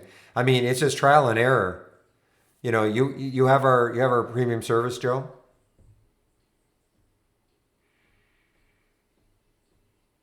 Oh, well, you need our premium service to backtest. I mean, so you create what you would call a strategy, and you want to backtest the strategy. All right? And you start to fill in all this, if you have a start time, an exit time, you have risk management, you just basically, and then you just run it and see what happens to the strategy. Once you have it, then, I don't do it anymore. Why would I do it anymore when the AI will do it for me? Oh, in my YouTube videos, you're talking about how many years ago? That's a long time ago.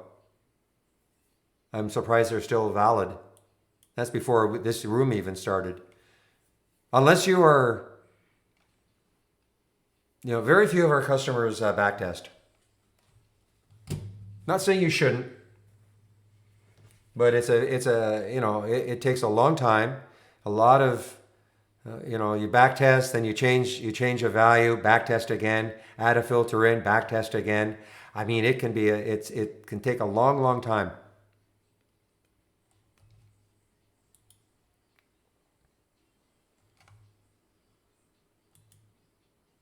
Okay, here, take this trade here.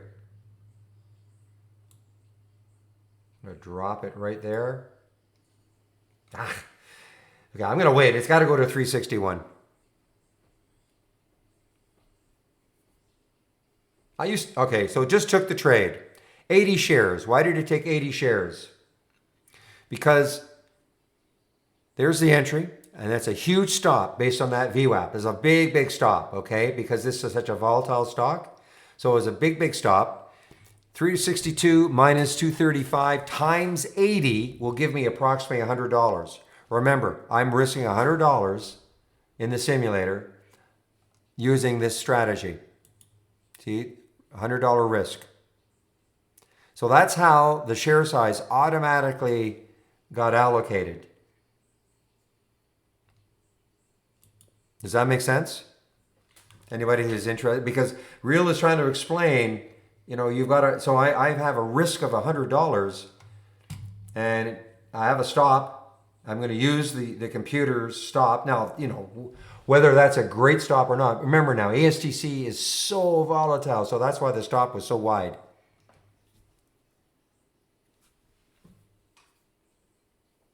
Now, I could always take that stop and I could always now start moving it up. So I could take that stop right on the chart and I could move it, maybe to there as an example, right to the bottom of that candle as an example. You'll also notice that there was a target. The target is nothing special. It's just 50 cents above the entry price. I don't use targets. This was just for demonstration purposes. And of course, as I've always said, if this trade started to work and you started to approach your target and the pattern still looks good, you could start to move your target up. So you start moving your stop up. You can move your target up depending on how the trade is working.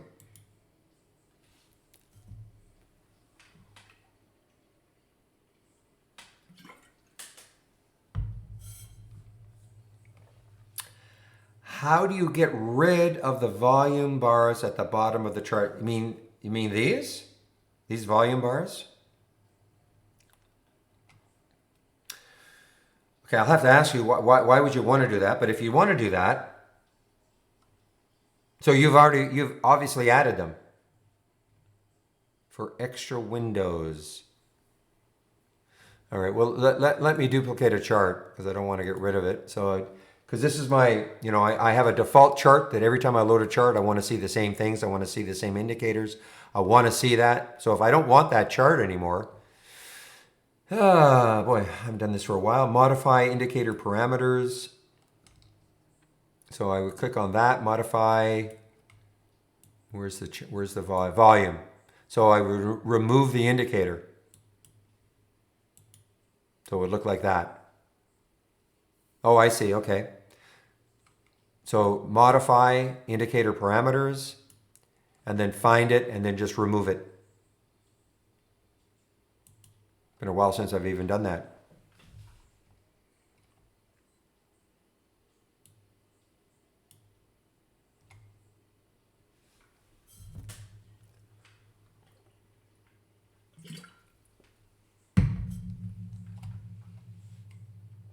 You're welcome.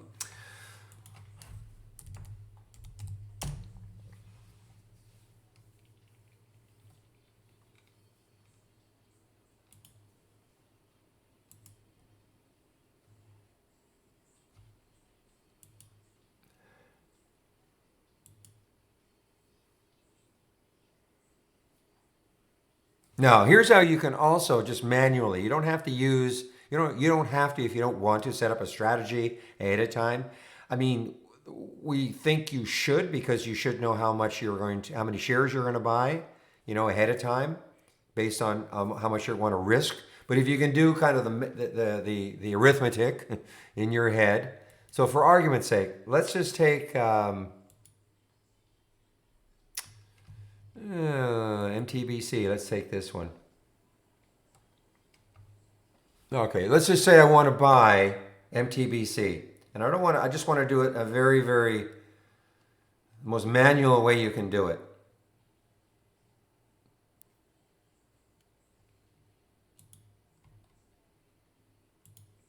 So the symbol shows up. I can pick how many shares I want to trade, 200, okay? Now, there's the market. Now, I look at the spread. This one, that's a tough spread, 61, 641, 647. Let's just see let's see if I can get a fill at 644 in between. Let's see if okay, so it took it. It got the trade there, okay? And 200 shares. Now I can put my stop. Now again, this is not what we recommend, but if you had an idea where your stop was going to be, then that would have determined how many shares you were going to take. So I can put my stop, say at the bottom right there. That looks like an interesting area to put a stop, 629. So I can just go down here, 6.29. Stop price, 6.29. And sell. Okay, so now the stop is on the chart, right there. Now I can also put a target if I wanted to, 647. So if I wanted to say, you know what, I'm going to put a target of $7.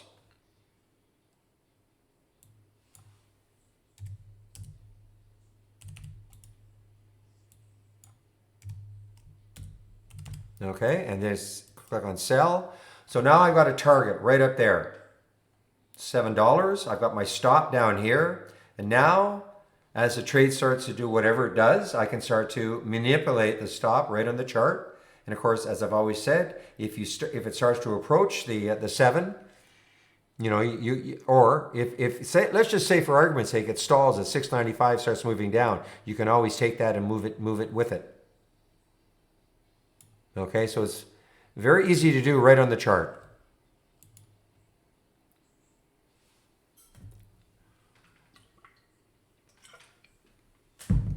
Well, the volume color. So if you want volume now, if you do want volume, is that what you're saying?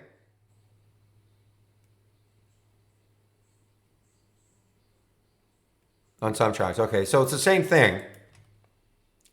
Well, actually, I can go to one of my charts. Let's go to this chart.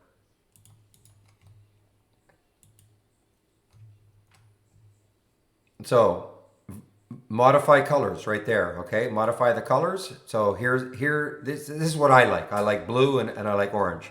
So you just basically pick how you want to see the colors. I don't use a gradient. I've never have. I don't tend to complicate it very much. I just one's up and one's down.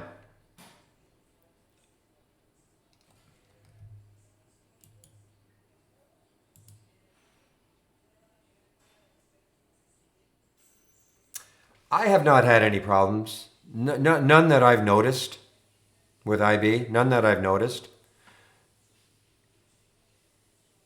Remember, they still do charge for commission. So the only time I've heard about latency is I just haven't seen that, Scuba.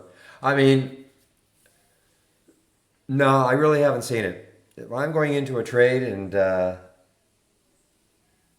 I'm usually able to pick where I want to get it, and I usually get a fill almost immediately.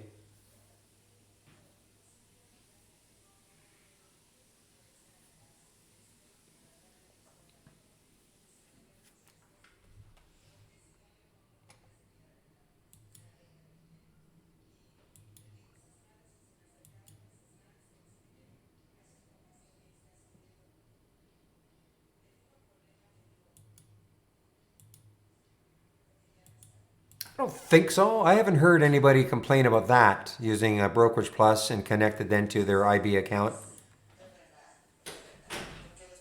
Well, we use IB Interactive Brokers. It's the only way you can trade a live account using Brokerage Plus. Okay, John, have a great long weekend.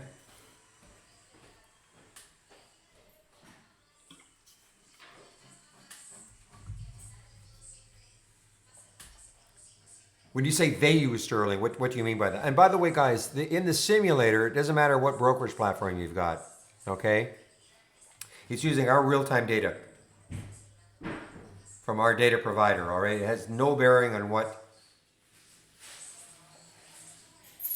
I don't know what IB's platform is. I'm sorry. No, only the first month, and it's Easter egg all in caps, John. Okay, it's only the first month off, not each month. And its Easter egg is in capital letters. But again, if you do want to, you can always upgrade within 30 days if that's what you want to do to an annual. Take advantage if you really like the program.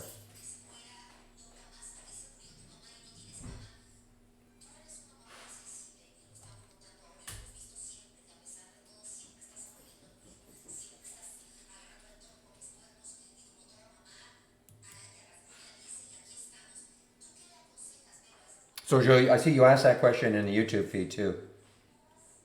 No automated trading, no, for TD Ameritrade, no. Only IB, only Interactive Brokers.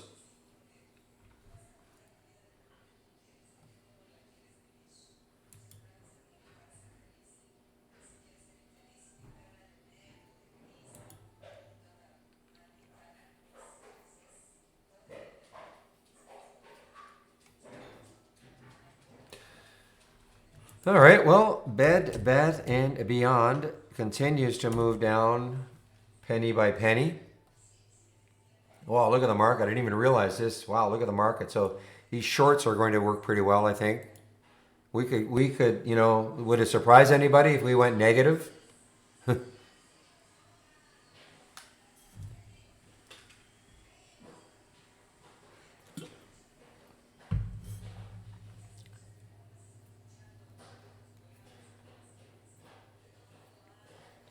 That's yeah, those are some pretty big red candles now, guys. Yeah, I wouldn't surprise me if we go negative.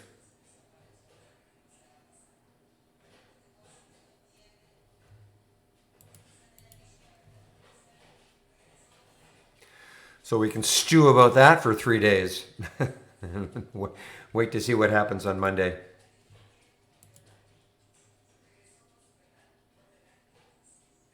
I've never used stochastics. Okay, but I'm not a big indicator user, Steve, so I'm really the wrong person. I don't use MACD, I don't use stochastics. I have a glance at RSI, but I really don't use those. And that's not to say that people shouldn't. It's just I just find it confuses things too much for me.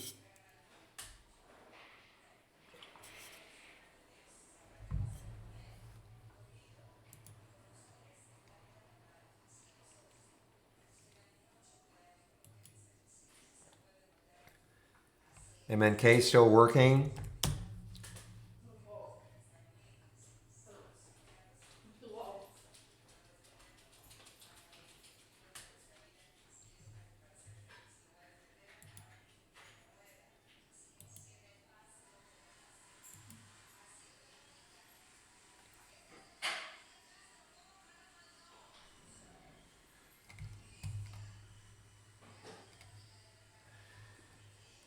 Yikes. Will it put on the brakes? I used to have a lot more indicators when I first started. I used to my charts looked like a bunch of spaghetti strands all over the place, and I felt very professional.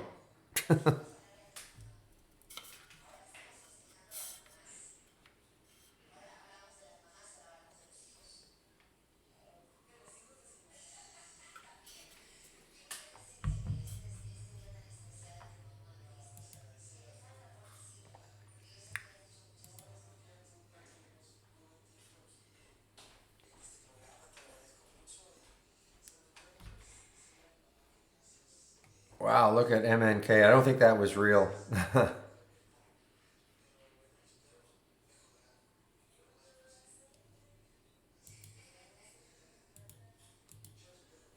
Are you talking to me, Jason?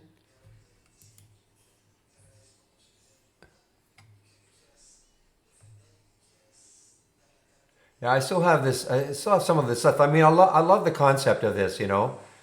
Struggling to get through the whole number, but also it wasn't so much the whole number. It was that 200-day moving average. So it was a fairly easy. Well, when I say easy trade, and there are no such things as easy trades, but an easy place to put a stop. No, no, no. That's why I got rid of it. It just confused the heck out of me.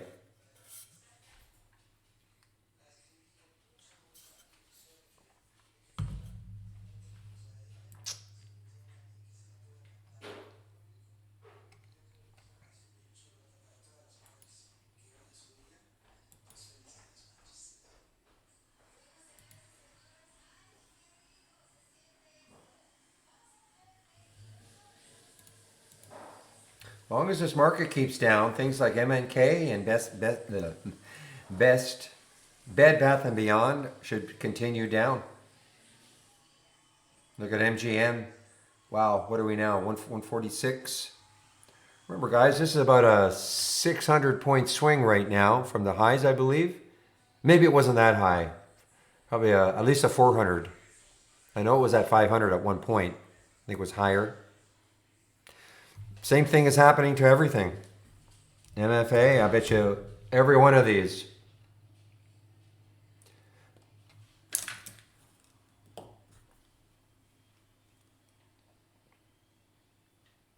Though MFA, if I recall, also had some news earlier, in the pre-market, I think it was this one.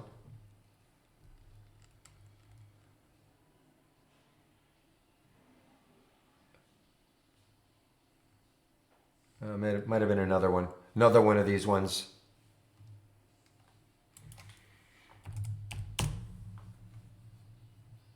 Yeah, but they're all falling. All these ones that sort of got into this segment, whatever this segment is, or sector, other investment pools and funds. My guess is that you won't see one that's up. They're all falling.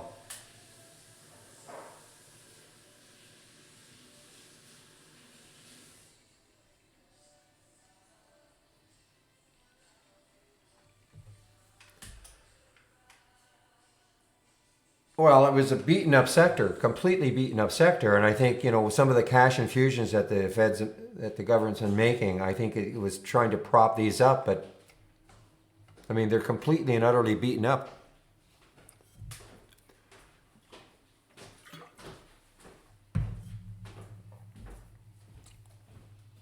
So somebody said, I don't know if it's correct. Somebody said that the Fed is only going to put 30 billion instead of 50 billion a day or whatever. So I mean that has caused the market to start to drop. Wow, look at BBBY now. This is turning into way more than I thought.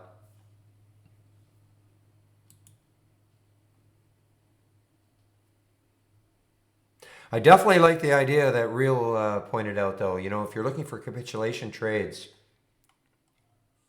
on the 5-minute chart, so something that's gone straight up and then maybe finally has a pause and and you need, I guess you need that one red candle. Hopefully it's not super wide, and you just take the trade.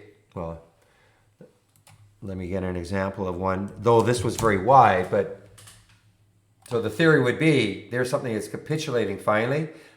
Let's just say that wasn't quite as wide, and there's the bottom of it. And you take the trade right there and you put the stop at the top. It doesn't work, you're going to know pretty soon.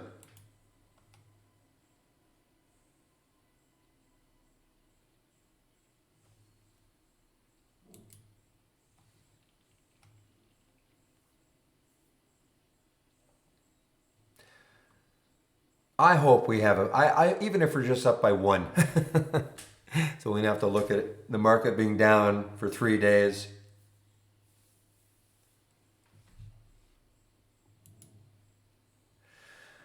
All right, everybody.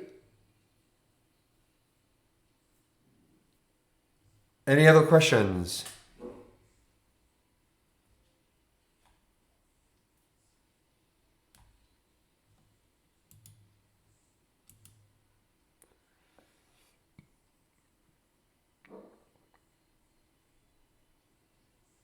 So never one red. But what about a capitulation though? Like a high RSI, which is probably was. So are you saying that you would wait for a second red candle after this one? And then you'd be taking it at the bottom of that second red candle, not the first one. If it moves below, okay, yeah. So if it was engulfed, you wouldn't. Yeah, well, that makes sense. Well, I mean, I was using ICD as an example, just as a stock that had a tremendous run, and you knew it had to be over at some point. So as long as that red candle moves completely below that green candle, which it didn't, you'd have to wait a second one on the 5-minute chart.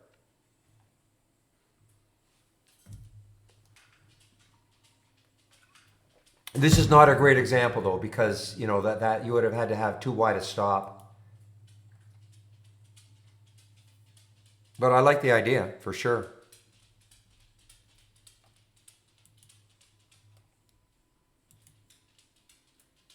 For me, I would have had to have too wide a stop. Now, in this case, would it have mattered? No.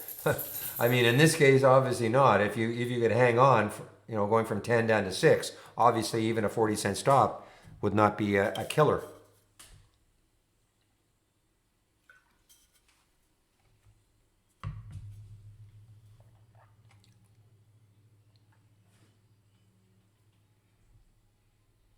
Hey, we're bouncing. Yay. Okay, guys. All right, it's 3 o'clock now, guys. Any other questions? I say I'll stick around if there are questions.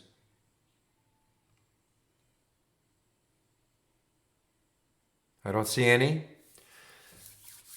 All right, well, everybody take care. 3 days. We have 3 days off.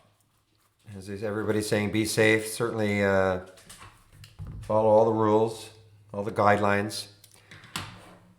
And have a great 3 days off, whatever you're celebrating, all right?